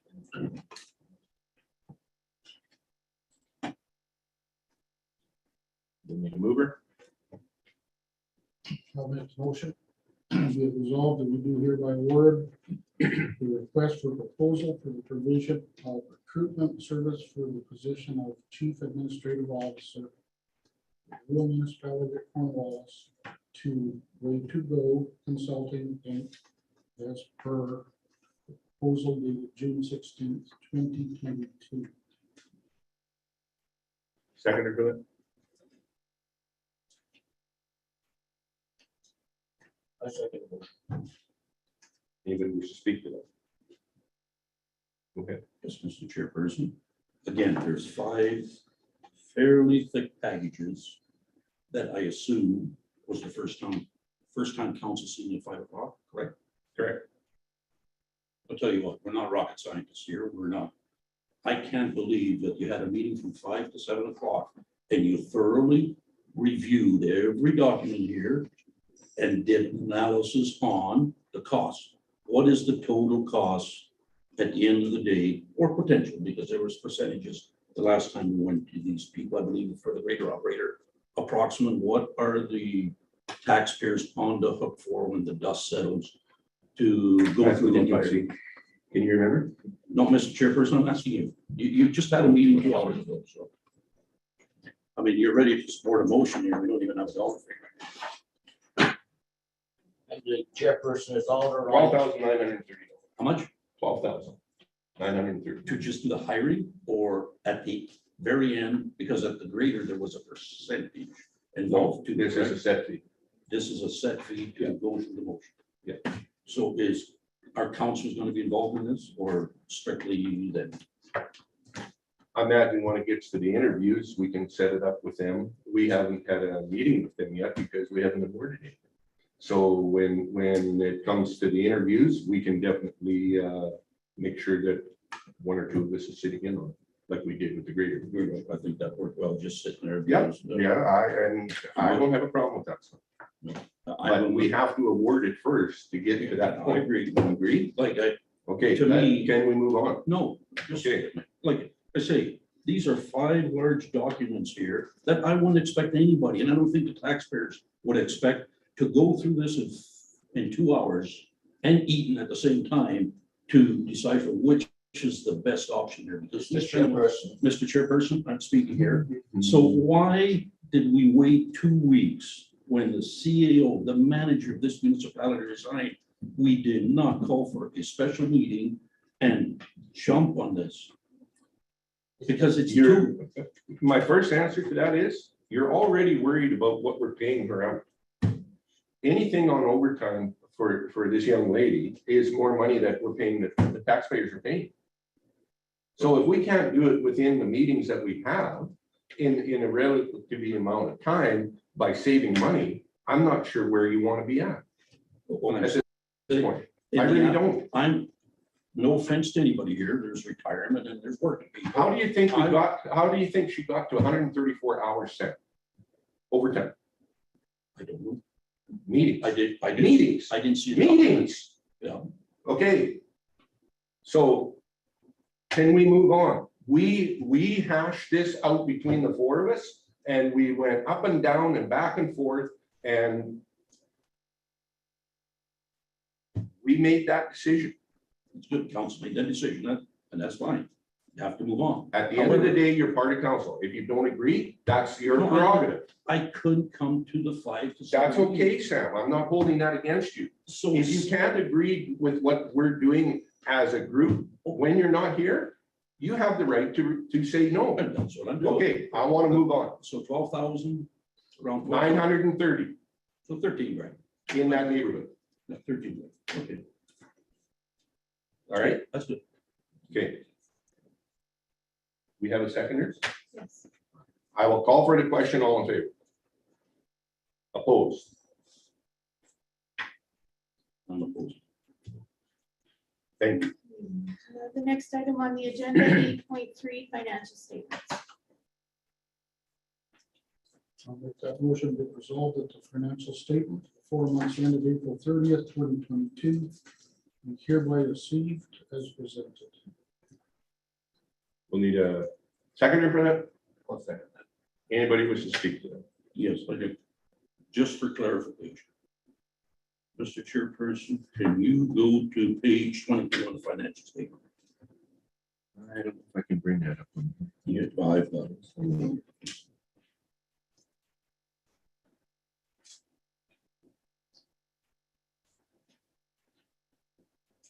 Page 22 of the financial statement.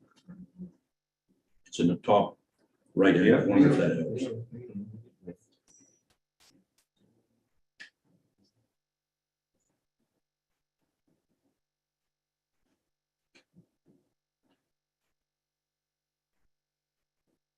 Twenty-two. The reason I'm starting with that one, it's fairly simple, the utility. So at the end of the day, just a question for the CEO. I asked it last time and the wording didn't change. Total fund balances, $134,876.08. Is that the money that's in the bank for the utility? This is the utility reserve fund. Yes. Reserve. So at the end of the day, it's in the reserve fund. So now the page before that, I questioned it last time and I see it, it's almost identical. Second. Page 18. Total fund balances. When I read that, again, I'm not an accountant. I'm not an IT person. I look at that, Mr. Chairperson, how much money is in that bank account? On page 18. $898,120.32. Okay, I mean, That's the fund balance. yeah, I'm talking the line right above that. Oh, 881, 084, 084, 96. Would you say, in your opinion, the knowledge you have on this, that that's how much money is in that account? Mr. Chairperson, is that what you interpret that? We had that discussion 2 weeks ago on that. I would say yes. Okay, now I'm gonna ask the CEO, does the Chater utility have $881,084.96 in the bank account? No, Okay, so why is it, what's a fund balance? Is that a pipe or a pump in the well up there? yes, it includes your tangible capital assets. Okay, why can't we call it that? Is that the program doing that to us? You want it itemized. Because in Me and you municipal, are on the same page, Mr. Chairman. You want it itemized. Is that what you're asking? it is itemized. Yeah. Municipal accounting deals in funds. That's what they're called. Could we, as a council, okay, I'm glad you said that. Now let's go back to the big cash pot there. Because Page Mr. Chair, 21? no, Oh. to the municipality. One, we're Oh. talking millions now. Yeah. Okay, again, I'm not an accountant. That's why I'm hesitant raising my hand to support a lot of this. We don't understand a lot of this, so therefore we need to spend a lot more time on the money side versus These just. reports haven't changed for 20 years, Sam. And that we've gotten why I'm asking questions. Okay, now the fund balance for the year on page 3, Mr. Chairperson. Go to page 3. Yeah.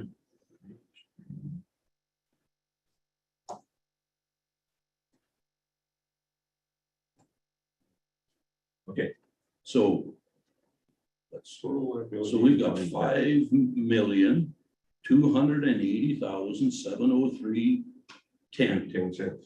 on that line item, and I look at fund balance, okay, and that's fair. So does that include the buildings, the graders and all that? I would say yes. Assets, physical assets? Yes. Okay, yeah, that's, I think, where not only this council, future councils and the people out there that see this, because I'm getting calls or fires, man, we've got a healthy bank account. It's good to believe that.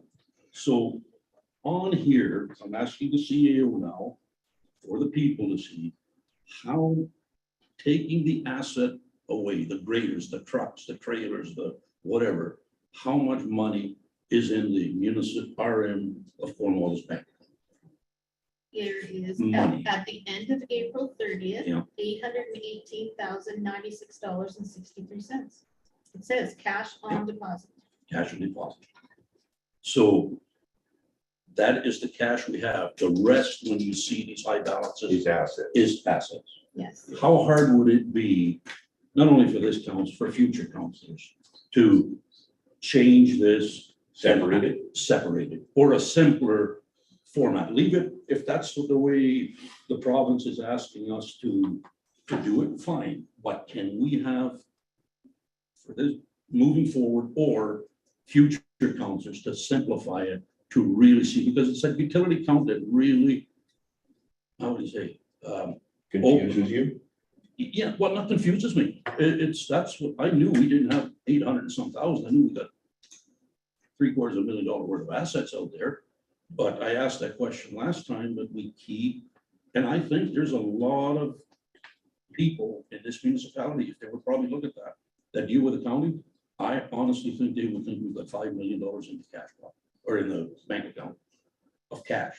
Now, the CAO, she works with this, but I think there needs to be a simpler method of identifying the assets versus the cash. Mr. Chairperson, the way we are doing things for years, is that the province stipulates to do it? This meets provincial legislation, yes. And it breaks it down by category. So it's right in front of you, what is cash and what is not. Mr. Chairperson, the CEO explained it meets. Can we raise the bar to simplify it for the people that don't deal with accounting every day? For the CEO, it might be simple, and it is probably, because she deals with it all the time. But at the end of the day, I think, Mr. Chairperson, you just got fooled tonight because you thought you got $5 million in cash, and you don't. And No, I didn't say that. well, that's exactly what you said. No, that's Yes, not you what he did. said. Yes, you did. Mr. Chairperson, That's, if Councillor Hofer would like something to change in this program, bring it forward to the next meeting, put it in a proper resolution, and we will look into that. Going back and forth now, discussing the pros and cons, whatever, does not help us to extend the meeting. And again, the financial statement is under administration control, so you would definitely need to have the input of your new CAO to see whether or not they can find a way to make it simpler for you. Okay, can we move on? You have a mover and a seconder. I will call for the question, all in favor. Opposed?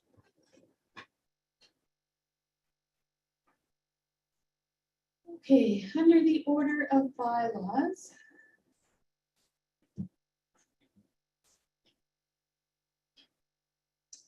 First item under the order of bylaws is Second reading. second reading of bylaw 170603/2022. I'll make that motion. Be it resolved that we hereby give second reading to the bylaw number 1706/03/2022, being a bylaw to authorize the expenditure of borrowing of money for the completion of the Chater sewage collection system as a local improvement. Seconder for that? Anybody wish to speak to that? I'll speak to it at the third reading because we can give. I'll call for the question, all in favor. Next item is bylaw 170603/2022, expenditure and borrowing bylaw, third and final reading. Mover again? Yes, be it herefore resolved, hereby give third reading the final reading of the bylaw number 1706/03/2022, being a bylaw to authorize the expenditure and borrowing of money for the completion of the Chater sewage collection system as a local improvement. Seconder for that? Bobby? I will call for the question, all in favor. Oh, sorry. Yeah, just for the audience, you're Sorry. probably wondering, that's that local improvement. We had a meeting in April. I think it would have an overwhelming report. We just got the letter from There are feedback from municipal board. Yep. That they approved it, they didn't have any concerns in there. So the question I have for the CEO and where does that go now to Mr. Burns or to the water service board to get 10 cut? What It'll go to water service. water service? Yeah, and that, have they been, they will get notified right away? They'll be notified, I'll notify them in the morning. Yeah, let me know when you have, and I'll basically, people in Cheater are wondering where it is. I said, I've been telling them it's on the desk of the municipal board. It takes time, Yeah. so I'll put something out on Facebook. Yep, that's all. I'll call for a question, all in favor. Under unfinished business, we had the GPS for graders and public works truck. I did not receive that second quote, so I didn't add anything onto that item. It's no action. I would say we can put it back on unfinished at the next meeting. Item 10.2 was the recycle bins. So I did receive pricing from MWM as well as Overland. Was unsure if council was prepared to make any resolution for the ice pump. Referring that to them. Under general business, 11.1 daily mileage log for municipal assets and vehicles. I don't have a motion. Mr. Chair, I mailed in a motion about the daily mileage. I didn't get a motion. Well, that was 2 weeks ago when I put it on. You asked for me to put it on there, but and said you'd send me something. I I'm didn't pretty get on it. I'm pretty sure it's a motion. But anyways, I can make a motion now, basically for administration to basically establish a daily mileage log for all municipal vehicles. With the date, the time, I mean, there's templates online. You can basically, when you fill up with gas, where you're going, the purpose of going. Most government departments have to log that, and most high performing companies, it's a requirement by a lot of these companies. And I brought that up last time. I think there's concern out there that the municipal truck is being used for personal use. This should basically catch it. You have proof of that, Councilor Hofer? Did you I tell the have. person to come forward, talk to the CEO or the relief? Mr. Chairperson, I got a motion on the floor to establish a daily mileage log for all municipal vehicles. We need a seconder for that.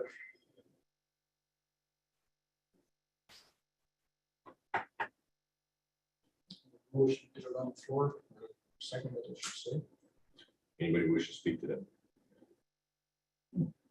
Actually, it's good that you put it on the floor, whether you agree with it or not, but to me, there should be no reason, especially when the taxpayers are paying for every kilometer that's being traveled, every hour of work. Basically, anybody with that would oppose a daily mileage log. I have to question the integrity or the honesty of basically any elected officials. What's there to hide, in my opinion? So I think it's another means of measuring. Who checks up the mileage you put on your indemnity sheet with the times? Who signs up for that?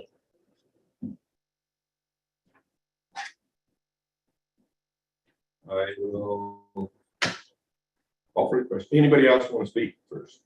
Let's get that out of there. Call for a question. All in favor? Opposed?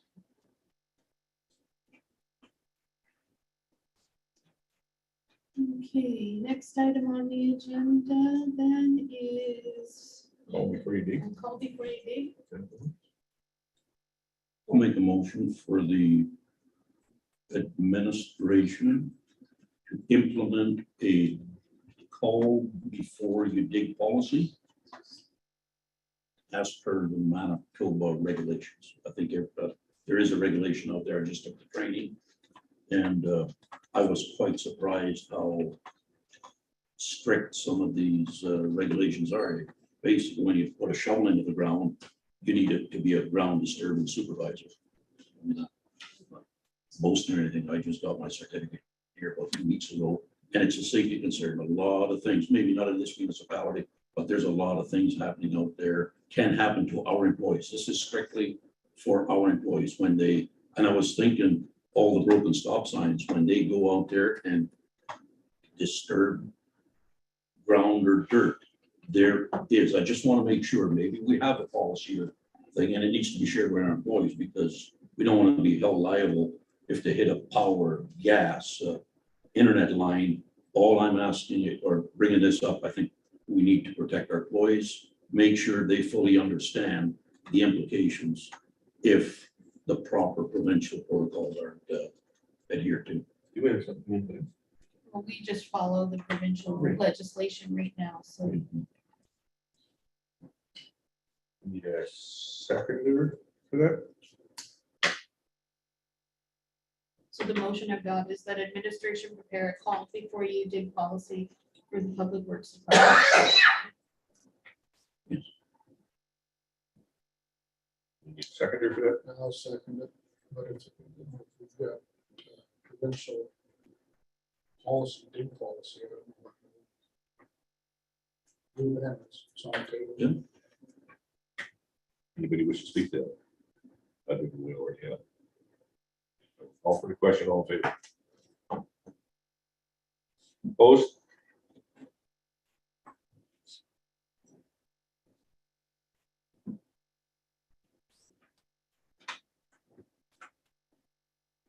Okay. Next item then is a Valentia municipal right of way. Application MO 13922-2022. That resolution, be it resolved that we do hereby approve the Val MTS municipal rights of way file number MO 13922-2022 to place a fiber cable to a new cell tower as per the drawings provided.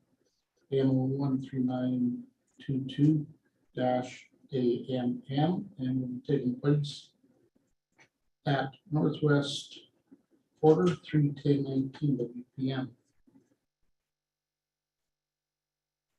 Seconder for that? Second. Anybody wish to speak to that? Yeah, Mr. Chairperson, there's a good example. They're gonna be putting a fiber optic cable as per the drawing. I really think we should request a copy of those drawings, like as built. It's one thing to give us a drawing. They're saying they've provided us, but there's so many cables going in and we can't stop them. We don't want them stopped. We don't want fiber optics out there. It's a good reference tool for our employees if they go put a stop sign in, that they have a drawing, easy access to basically say, hey, it's just another tool to say, I better call before I dig because on this road system. Page number 3 of the application shows the drawing. That, Mr. Chairperson, that's the engineer drawing. I'm talking about the as-built. Sometimes it veers off, like it did in Chater. Like where, what's the, RF now said they'll put the line, it ended up somewhere else, but we got told it's going here. So it's just a document that they could provide to administration to say, here's our line, and it's. I don't think the engineers from MTS or whoever put something in there, withdraw, whatever from that. It's different altogether than.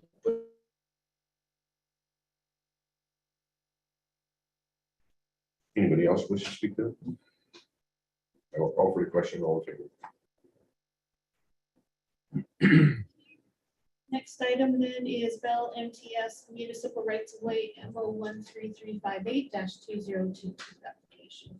With that motion, be it resolved that we do hereby approve the Vail MTS municipal rights of way file number MO 13358-2022 to place a cable to an existing cell tower to improve wireless service in the area as per the drawings provided.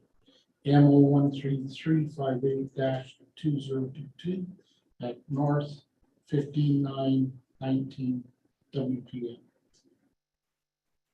Seconder for that? Anybody wish to speak to that? I will call for the question, all in favor.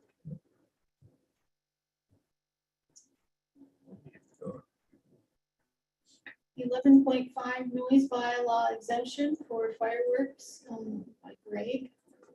Chairperson, I make the motion.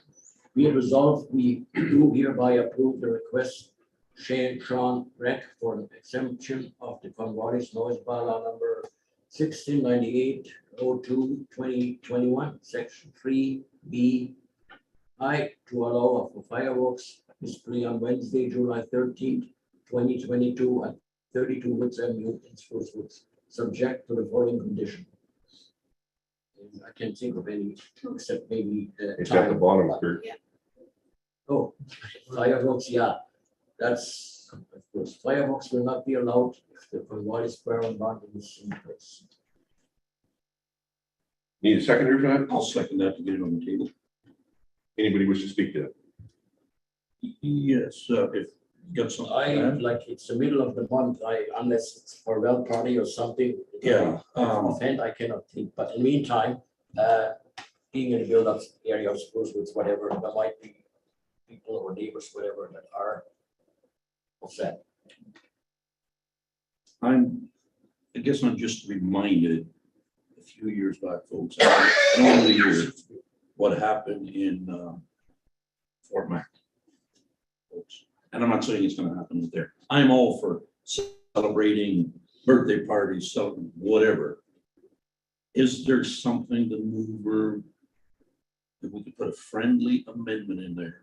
Yes, it's the middle of the month. We're a month away. If we happen not to put a burn ban in place, it gives them the go ahead, and rightfully so. I would like to put something in there for them to call the area counselor a day before, just to make sure, because if we don't get another drop of rain and the wind starts, my understanding is it's right along the Forest? the forest, and I'm just thinking, folks, what happened in Fort Mac, and things can happen quickly. We need to put something in there to somebody to give the final authorization. You approve it. It's not in their yard. It is, but when you get 50-mile-an-hour wind and those fireworks carry, that's what I'm thinking about it. Yeah. And I don't know, maybe he doesn't want that liability. I'm just wondering, we can't expect you to have a water tanker there.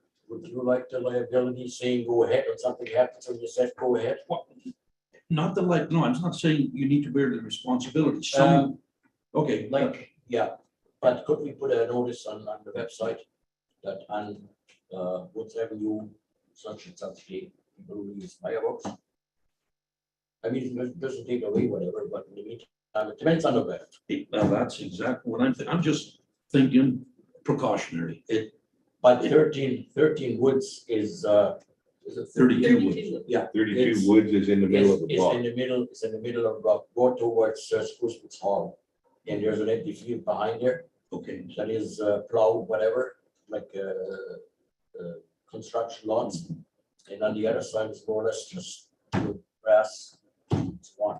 yeah, So if it would be closer to the trees, I could see wood. If they do their due diligence with the garden hose and stuff too, would make a big difference too, you know? something, just Yeah. something, because you never know. I don't want to lose that for us. That's just like I said, I'll support it, but if somebody can think of any precautionaries that Mr. Gregg and his family can take to satisfy the surrounding. area. Well, he will get a letter, correct? Yeah, we'll It's send it. approved, so we can state in the letter that he's responsible for having water, whatever, out of the start hose, you know, and so on. He most likely will have an open fire pit. So, Is everybody good with that then? Okay. I will call for a question, all in favor. There's nobody opposing. We have another noise bylaw exemption. This is from Robin at Meadowbrook Social Committee for July 1st fireworks. The same thing. I'll move that one. Be it resolved that we hereby approve the noise request from Robin Woodfield, Meadowbrook Social Committee for an exemption of the Cornwallis noise bylaw number 169802/2021, section 3B1, to allow a fireworks display on Friday, July the 1st, 2022 at Meadowbrook Village Home Park, subject to the following conditions, fireworks will not be allowed if the Cornwallis burn ban is in place. A second. Anybody wish to talk to that? Yeah, just, yeah, we have, I mean, it's our responsibility to let people know, but I'm just even thinking about Mr. Gregg, if the ban does come on, I think we should make every attempt to advertise it on our web, plus contact them personally saying, folks, Yeah. just in case. Yeah, yeah, I totally agree. So, Yeah, I totally agree. It's always put on the website. Yeah. But getting a hold of them Might is be a going that challenge. extra step. exactly. This one's a little bit different where we don't have that hundreds of square miles of bush and acidic needles that just take off like gasoline, so we should basically do our due diligence and contact them if it gets dry out there. So I will call for the question, all in favor. And keeping with the theme of noise bylaw exemption, request from BBJ. That motion, whereas VBJ Developments has requested a variance to the Arden Cornwallis noise bylaw with respect to section 5B to allow for outdoor music and amplification of the human voice 7 days a week throughout the summer months. Now therefore, the Rural Municipality of Cornwallis hereby grants variation under the following condition. It shall be for the 2022 summer season only, to allow for council to obtain further information in order to make this a permanent variance. Seconder, anybody wish to speak to this? you know, just that's obviously by the Mr. Green. document, right? Yes. I'm just thinking back, a few years back, we had the wedding venue going on, and I'm open for business. I mean, I'm just thinking, here we had complaints, Darwin had to deal with them from neighbors. When, is there a start date here?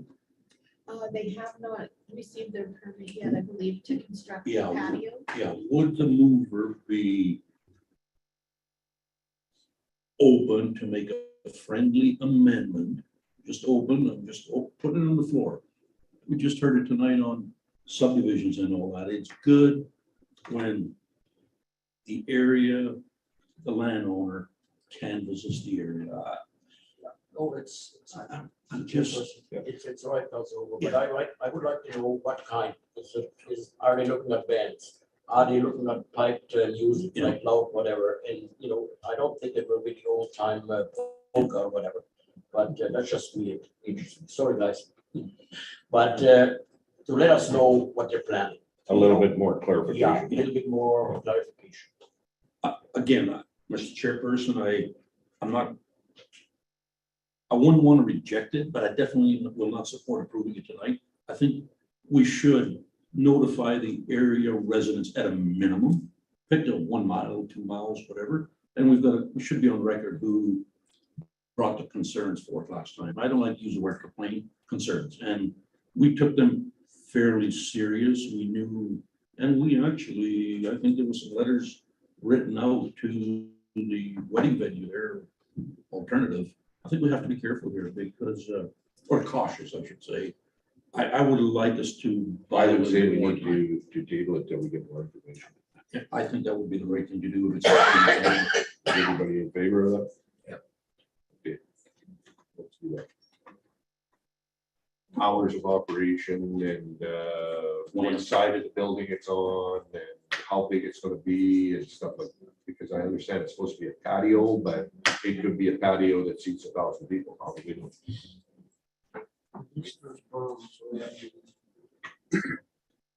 There is, but we Anyways, need- that's good, we can get more information from them.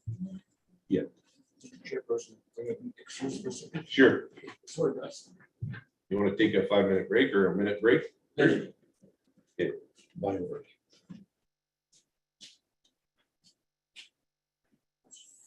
So how will we do that as a resolution or we just table them I have, for more it'll be information? a resolution to table for more information, yeah.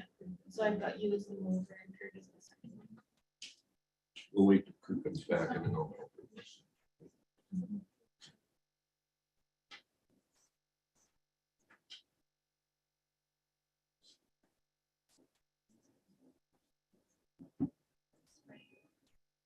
People out there heard David, but we didn't.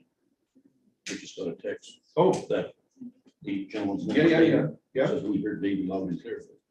If the You couldn't hear problem me. was- the Problem was here. I just got a text. Well, that's strange. Because we could hear everybody else. Yeah, They can hear David online, so it must be in the office that has the problem. Maybe there needs to be an update or something on our. Remember last Yeah. meeting, we had no picture. Right. yeah, so we took it home and updated it. Well, I haven't taken it home to update it. Okay, But we did hear other people. Yeah, we yeah, did. yeah, That's really strange. yeah, I find that strange.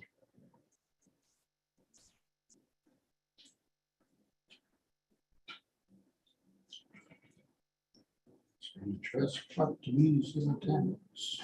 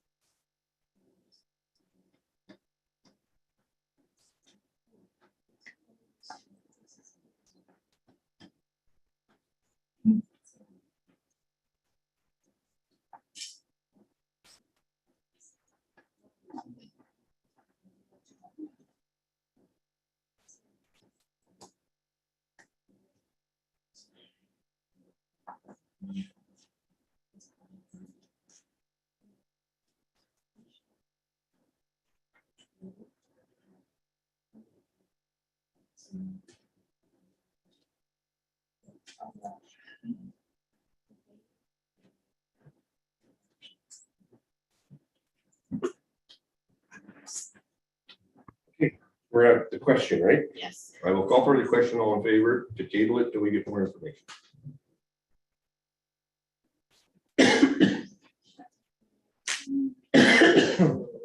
Next item then is the appointment of the acting senior elections officer. We'll need a mover. I'll make that motion. We have resolved that we hereby appoint Bev Sorozinski as the acting senior election officer. Anybody wish to speak to that? You know, just a question, Mr. Chairperson. So anybody that has basically pulled out papers, right now only the read, and they were signed by the existing senior election officer, they're not involved, right? If they were signed, There's nothing. no, yeah, okay. That's what I have. I will call for the question. All in favor. Next item on the agenda then is disaster financial assistance. We'll need a mover. That motion, whereas Peru municipality of Cornwallis has realized response and repair costs for the June 13th, 14th heavy rain event. Therefore, be it resolved that the RM of Cornwallis respectfully requests the province to participate in this program as it has incurred expenses as a result of this event. And further be it resolved that the RM of Cornwallis, on behalf of the residents and property owners, also respectively request the province to participate in this program in the event residents and property owners have incurred financial costs related to this event. Second that, Mr. Chairperson. Anybody wish to speak to that? Go ahead. Is there a question? Well, it's just that 6.5 inches of rain. just Yeah, I, At our boundary road with Oakland, and Yeah. It all comes through the Little Service Creek system. Lake So- any, You know, we have an itemized report that, like, we have access to documents here. Does Public Works and Administration have a running, what roads got damaged? There was no damage on the north side. I mean, we didn't get the rain, but do we have, Oh, yeah, have some of the repairs been done? yes. oh yeah, We had 10 roads closed. Yeah, I know they were closed, I see. Yeah. So, We're down to Same. one that hasn't been repaired because we need to order a new contract. okay, so when we go by that gravel, is it just you phone a gravel contractor and just buy it? Or- Yeah. We get the gravel from our contractor who normally would have some on hand. Okay, so the damage that was done to these roads, and I realize there's residents out there that have to cross these areas of washout. Do we put it back in the same state as it was before? We sure try to. Do we expect different results next time the rain comes? in what respect, Sam? You're talking about flow and side of culverts? If we and keep stuff doing the like that? same thing and expect different results, like, that's the definition of insanity, eh? So is that not an opportunity to stand back? I realize we have to open the roads. Does our Public Works come back with a recommendation in writing to say, folks, this is the fourth, fifth, sixth, seventh time this has happened? We keep almost repairing. Is it the same areas that we keep doing the repairs? Not always. No, I wouldn't say necessarily. This one is a little bit different. It was a different area hit. Normally it comes under that other tributary, but this came from the other side. Basically, it was anything that was related closely to the Little Service Creek. Yeah, And that's where It concentrated the most. yeah. Right. And the reason I'm saying that, folks, yes, there's disaster assistance out there from the province. We pay for it. Let's not get ourselves, okay? I'd like to see, and hopefully this assessment management thing can maybe help us with that. But I have a suspicion, if it's always in the same area, I'm not saying this time, we need a good, almost like a manual of potential washouts. I just reminded of a road up here. I've been on council 20 years. I think we've done about 6 repairs, and I suggested to Pete back then, make it a low-level crossing so the damage is not as extent. To go ask for money all the time, I think we have to be the example to our ratepayers. Let's try to come up with a solution. That's not just rush back and call up the contractor, bring in gravel, and expect different results. That's what I was saying, because if we didn't change anything out there, and I know if we have to put a bigger culvert in, there's licensing, we have to follow the protocol. However, I think we need to start becoming better managers of our assets, and the assets are our roads. I'd like to see going back 20 years, because I've been on council now, I think we've gone through 6 of these types of flash floods. And I bet you if you lay everything out, map it, I think you would see repeatable offenses by what Mother Nature done to us. So that's what I'm saying, should we focus more on next time this happens to have a document ready? Okay, we're gonna put in a culvert, or things like that. And I realize when you put a culvert in over here, it's gonna get impact over there, but I think we need to start. And the reason I'm saying that, folks, and I'm not criticizing the municipality to the north. When I go to work, I see a road washed out, and I told my coworker, I says, I'm gonna predict something. That road is gonna get fixed tomorrow and no charge. And that's the 3rd time that road's been washed out in 3 years. This morning I drove by and it's fixed. And I bet you they're expecting a different result next time there's a flash flood. And that's what reminded me to say, I think we need to basically take an inventory of the damage that has been done. I said 20, even 30 years back, and see if there's repeatable areas that we can come up with a long-term solution. Because there's overtime involved, in all kinds of things, gravel purchase. I mean, this goes on. Yeah. Just suggestion. We're at, I'll call for the question. All in favor? Next item then is the Manitoba Mitigation and Preparedness Program Agreement. We'll need a mover.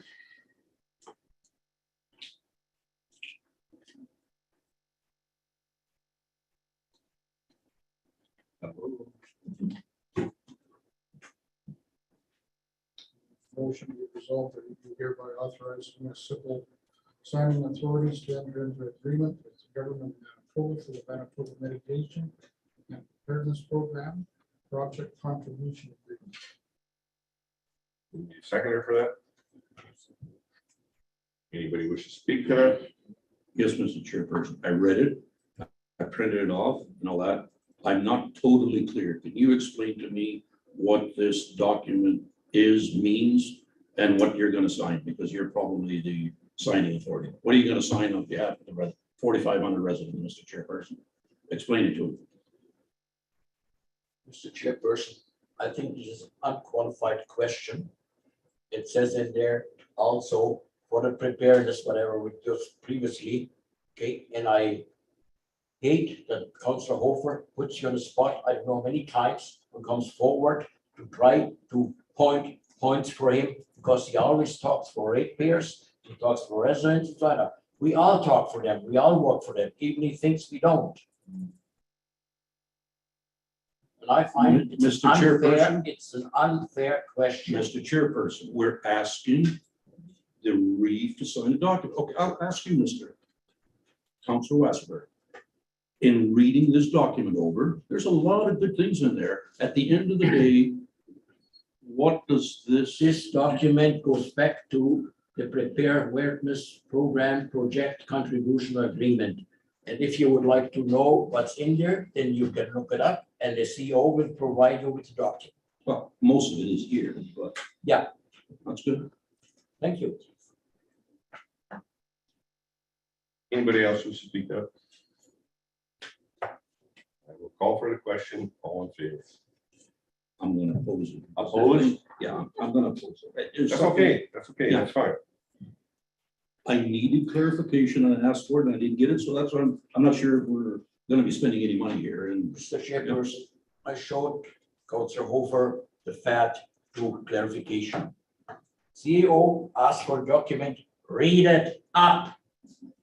It's 22 pages and I know anything more than 2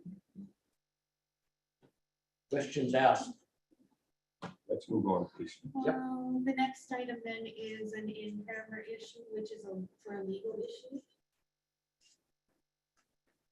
Mr. Chairperson, so I make a recommendation that we go to the inquiries. I've got 8 of them here that I got asked by residents and I didn't have the answers. Can we do the inquiries first before we go into camera? Because Mr. Chairperson, I'm opposed to do that. We go by the prepared document and we follow up with that. What are the other 2 council members on? I agree with that. We can always go to the other room. Stay here. Sure. Can we do that? Okay. We will be back. We need a motion to go. Oh, sorry. I move. I need to move here. Go into camera. Need a seconder. Second. Call for the question. All in favor?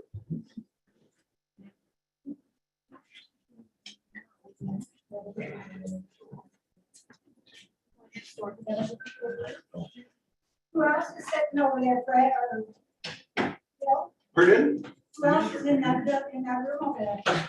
Just us, Oh, We need a oh, computer. which one's in the eyes, say that? apparently.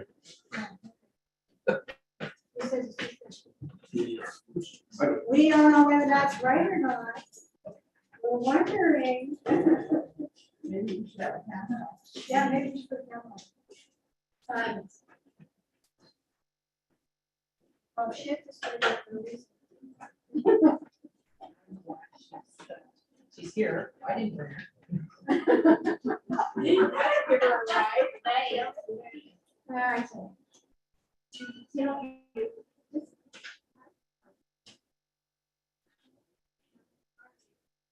Fine. How long is it been since I seen you? Why haven't you not only twice with my big mouth? Well, it seems familiar to me, sorry. I couldn't recognize it until we started talking. There you go. See, I'm like, it's in trouble all the time. You know, you did with the rest of us. Yeah. There is a couple things that we brought up. Hey, ladies, remember it's still recording. That's okay. That's all right. We're not saying anything that's not Right, Okay, I just wanted to remind you. fine, thank you. Talking about. Something happened there. Where that house blew up. Yeah. Oh, where the guy went to build a fence. Right, and And then it was, he put the post in. right, and it was supposed to be, that blew the house up and he was badly injured, if not. No, I can't remember. There was that, then another time, so this call before you take, it's important, it's a very big issue. Also, out sharp. And they had diagrams where things were supposed to be, fiber optics, and where they were supposed to. Where they're supposed to be. Yeah, so they went off with the diagrams. Harry Wilson. John, Right. they had the documents. So they, right, that's where they were. They dug. Of course, they weren't correct, because nobody went to check before you leave type thing, because they had this paperwork. Didn't they get the Fiber optic. yes, and took all the shadow out with all kinds of stuff in there. Now, if it wasn't that they had this piece of paper to come and locate that one, but they really had to fight, because they did not call before you did. They went off with the paper. Was that in the 90s? I don't even know if call before you date applied out on the base, Yeah. because I know my dad used Yeah, to locate right. all the gas lines Yes, on the yeah. base. Yeah, and that's Joe, and then when Rod was there, same thing. Yeah. Like it was fiber optics. Yeah. It wasn't the gas lines. But it was all done in-house on the base back then. Now it's all part of utilities. But that's the same way as if you have a contractor come and do that, like the fiber optics, you know, PVC. They come to a big boulder. And so, of course, yeah. They're gonna go around. 200-pound load over there, whatever, so they, like you say, go around, and then while we're around it already, so we're going a little farther on that same angle, we're starting on that road and then we're back. And then- Well, that really can matter going down 340 or Red Springs where that main gas line was. Or any Yeah. type of, So things now, because that took the base out, and that took their whole Communications, yeah. the whole operations, like Yeah. that was national defense, and there was a lot of It was a big deal. money to who was gonna get sued and whatever. And pretty cool was really stuff.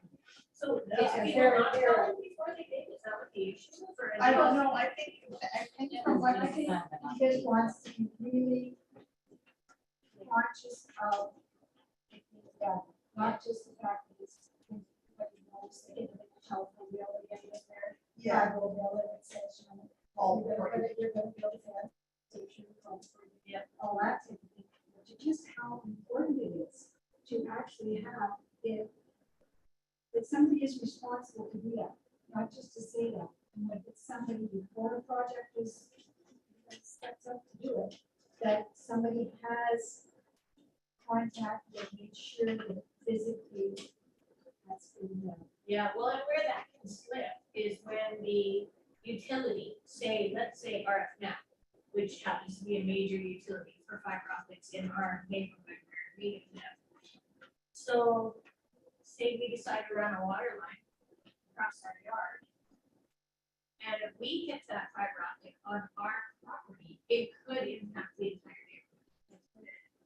And it So would cost you big time. and it's only about 18 inches deep, it's not very deep, so it doesn't take much to damage it. So, And other, you know, who's coming in the future, but we're just advancing so quickly with all this technology that it makes it, we're gonna have more stuff, so that when you add it on, those old papers, maybe somebody just didn't get it, you know, that map there to show properly or whatever. I think it's right, that somebody should be responsible and have it signed off that they did contact, you know, the exact side, they put their signature on there, they're on such and such date, such and such time, they contacted and were informed that it was a goal. See, in the tent business right now, say people that are putting up just regular old tents for parties, right? They have to, the landowner, so if you hire a tent to be put up in your backyard for your, 60th anniversary or whatever, it's up to you to call before you dig. That tent company won't put it up until those lines are okay. Because the onus is on them and their business insurance. They stake down, so they won't have a stake in the ground without the homeowner having it marked. Well, we had, Public works actually has a line here. They're pretty good, like they, Yeah, public works already has a line. Like when our, no, they now installs our place. Right. They take their line and figure. Yeah. To determine what is where, so that we know the projects doesn't work. Like they're following provincial legislation, so having policy saying to follow our policy is best. What if you have a big job? Contract, you're the third party, you contract this outfit to come and do this. And then in turn, third party, like, say, like, she owns, like, she checks and does stuff. And is it in her thing, she is check with every contract, it's rewarded. At some point, somebody has to be responsible to have contact with all of the proper. I would suggest that the contractor is responsible for that, because at the end of the day, the contractor has liability insurance for any damages that's incurred while they're doing a job. So if that contractor fails to make the call before you dig and does damage, ultimately they're responsible for it. Well, is that contractor gonna have much liability insurance after the 2 In this case, I would expect in the case of the RN Cornwallis, in the case of like my husband does major contracting, every contractor that bids on the job has to provide certificate of liability insurance. So that insurance, that's part of, when they check the documents and come back, yeah, that is there. Yeah. And I would expect that will be standard procedure. Whether those active contracts and ensure that the checklist is there, they check it all off with that. And hopefully that somebody just didn't get sick that day and it just slipped through the cracks and they'll. Yeah, I would expect that's probably part of my standard tender document that they would have to provide all that.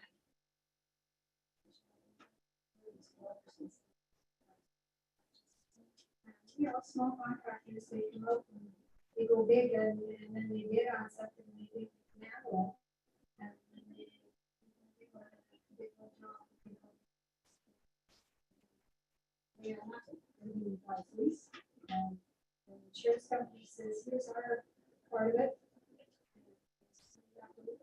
Well, lots of them have bonds, like they have to have bonds to protect themselves.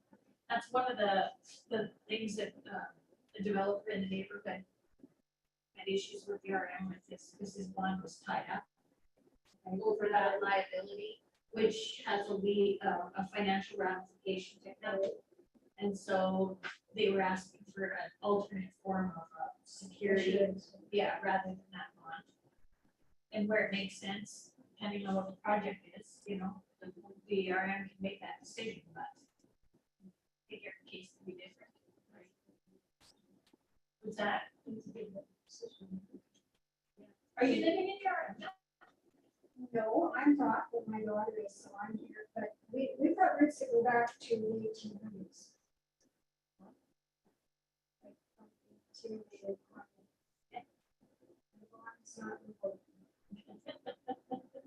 So, this is what takes me on, to try and get something done. And it's like, well, you have problems like, is it, try out here, you spotted something, you like, you check it all out, blah, blah, blah.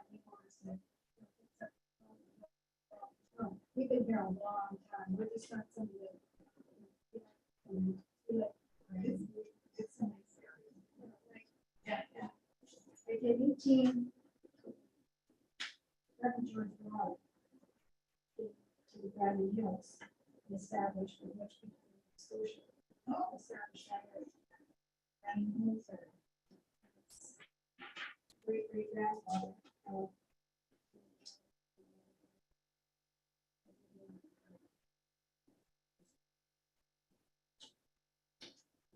From our mother's properties.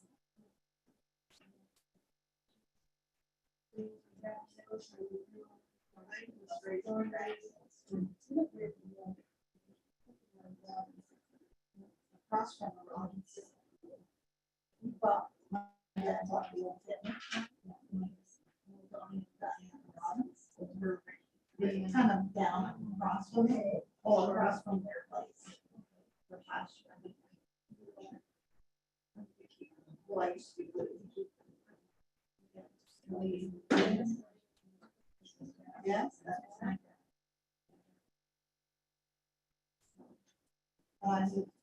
Here.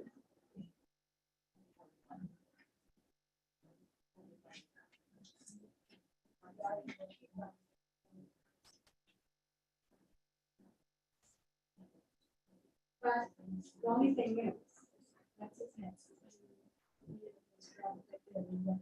No, no, well, there's 3 pits. Over, now. Yeah.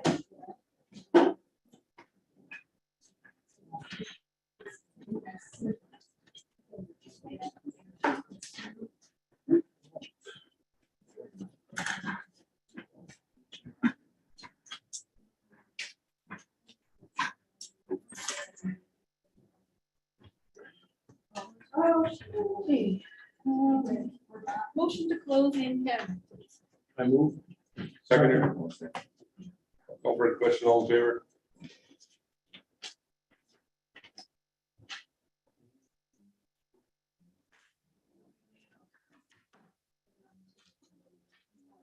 Next item then is offer to purchase Keller.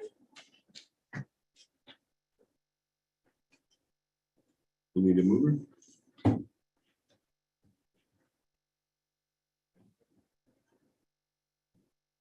Who wants to speak to that? Okay, well, we're gonna fix it. Yes.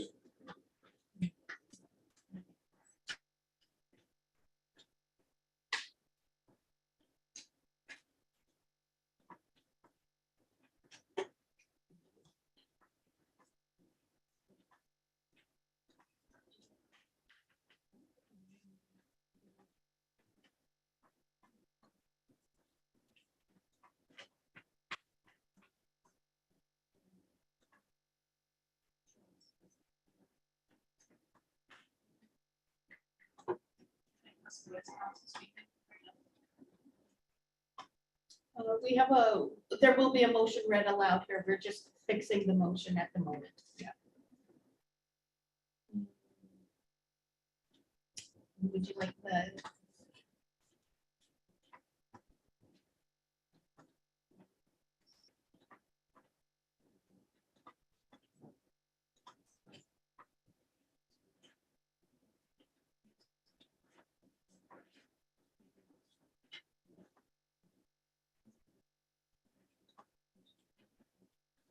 Okay, so you see if I got the gist of the resolution here. Be it resolved that we do hereby accept the offer of Evan Keller for Park Southeast 26918 WPM, being roll number 30400 under title number 1760534 for the total sum of $18,000.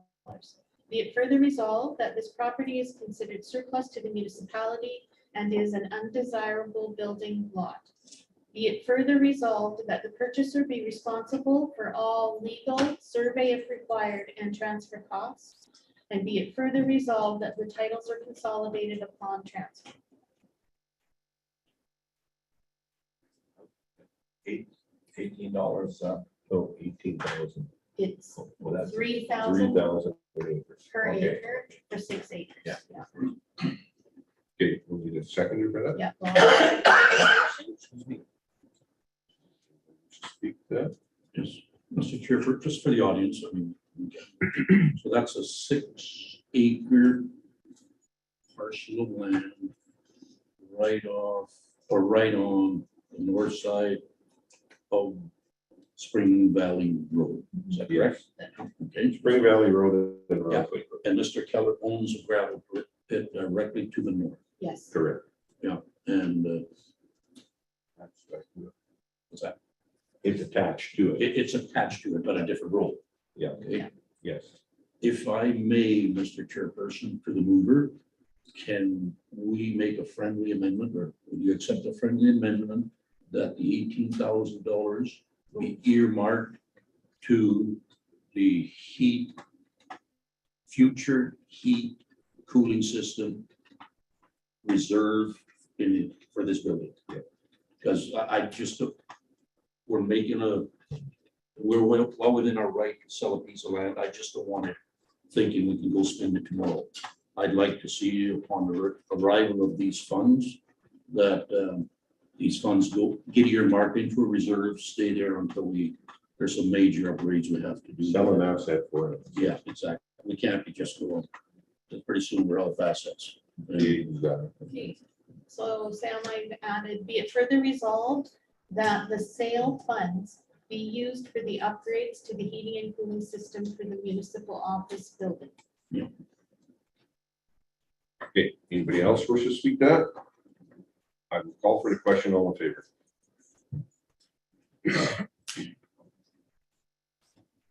Where are we at now? Number 12? We are at inquiries.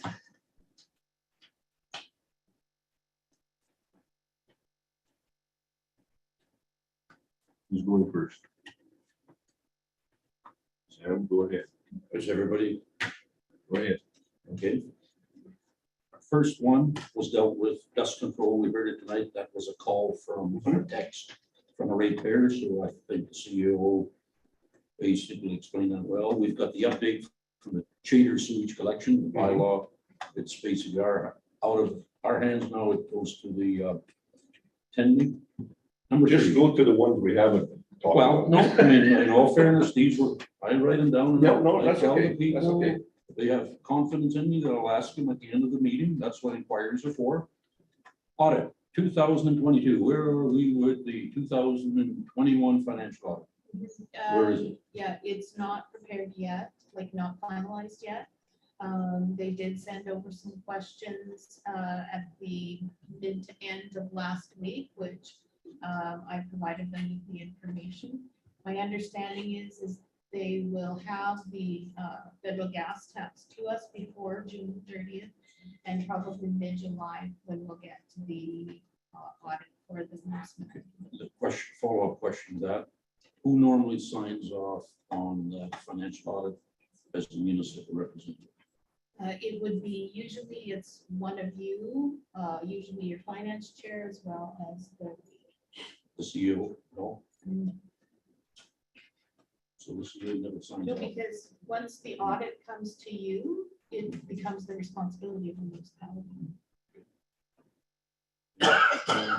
Number 5, who is, we've got 2 grader operators and a casual employee out in amongst our employees. Who is actually making the decisions out there? Who is the, okay, but somebody has to make calls. So Donna is making those calls? As best of my ability in an office, yes. You're, I can put it on record that the CEO is making the decision, okay? Do we have a record how many broken 4x4 post lights, speed signs, stop signs, etc.? This past winter, I've seen a lot, so just wondering if do we mark which ones were replaced so we can, I don't Come have up. a record of that. they don't mark it down where they were replaced? Is that something we can maybe in the future, so we can, if they're all in the same place, could we, and I had a chat with Pete already a couple years ago, can we put them further into the ditch if at all possible? And We had a lot that were stolen. or whatever, and, okay. Lagoon sludge report, where are we with the city? Have we got the final report back from, It's all completed and. I didn't see anything. Well, because administration dealt with it. It is all completed. The gravel that was required was placed and there was a bit of asphalt that was already in there. Okay, did the city reimburse us? Did they agree on Yes. reimbursement? They're paid for. Yes. They're paid for. I mean, I'm asking because. No, that's not a problem. And to me, that's It's your why, right to ask, and we're telling you that it's been looked after, and they looked after. Yeah, but I sense frustration, it's been looked after. No, That's no. why I say we've got a folder on our system for this council, future council, something like that. I wouldn't have to make an inquiry. If we would get a notification, there's a new report, well, then I see the report and everything's dealt with. I mean, to me, if we're spending the money, we are accountable, so.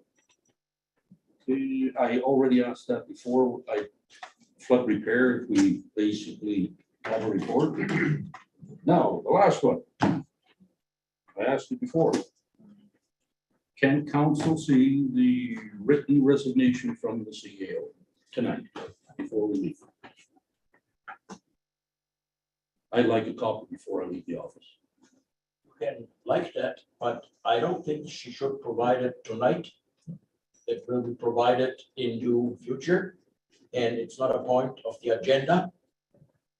And it should not be dealt with like that. So it's an inquiry, Mr. Chairperson, so that's all I ask for as a counselor. We spent money tonight, and I have not seen a written resignation report. That's all We I will have. see that. That's all I have. Okay. Has anybody got anything else? No. Or inquiries? Move on to. Motion to adjourn. You. Call for the question, all in favor.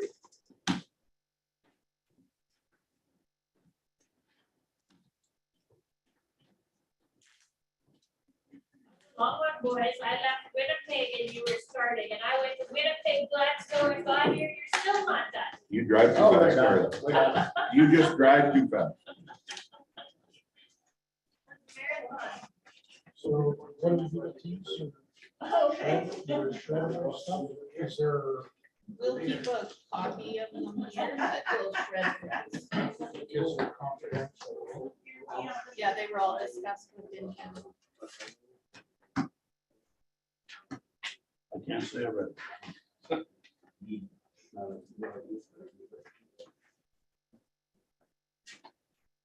Okay. Donna, can I just ask you a quick question? Go ahead, Kim. I'm just wondering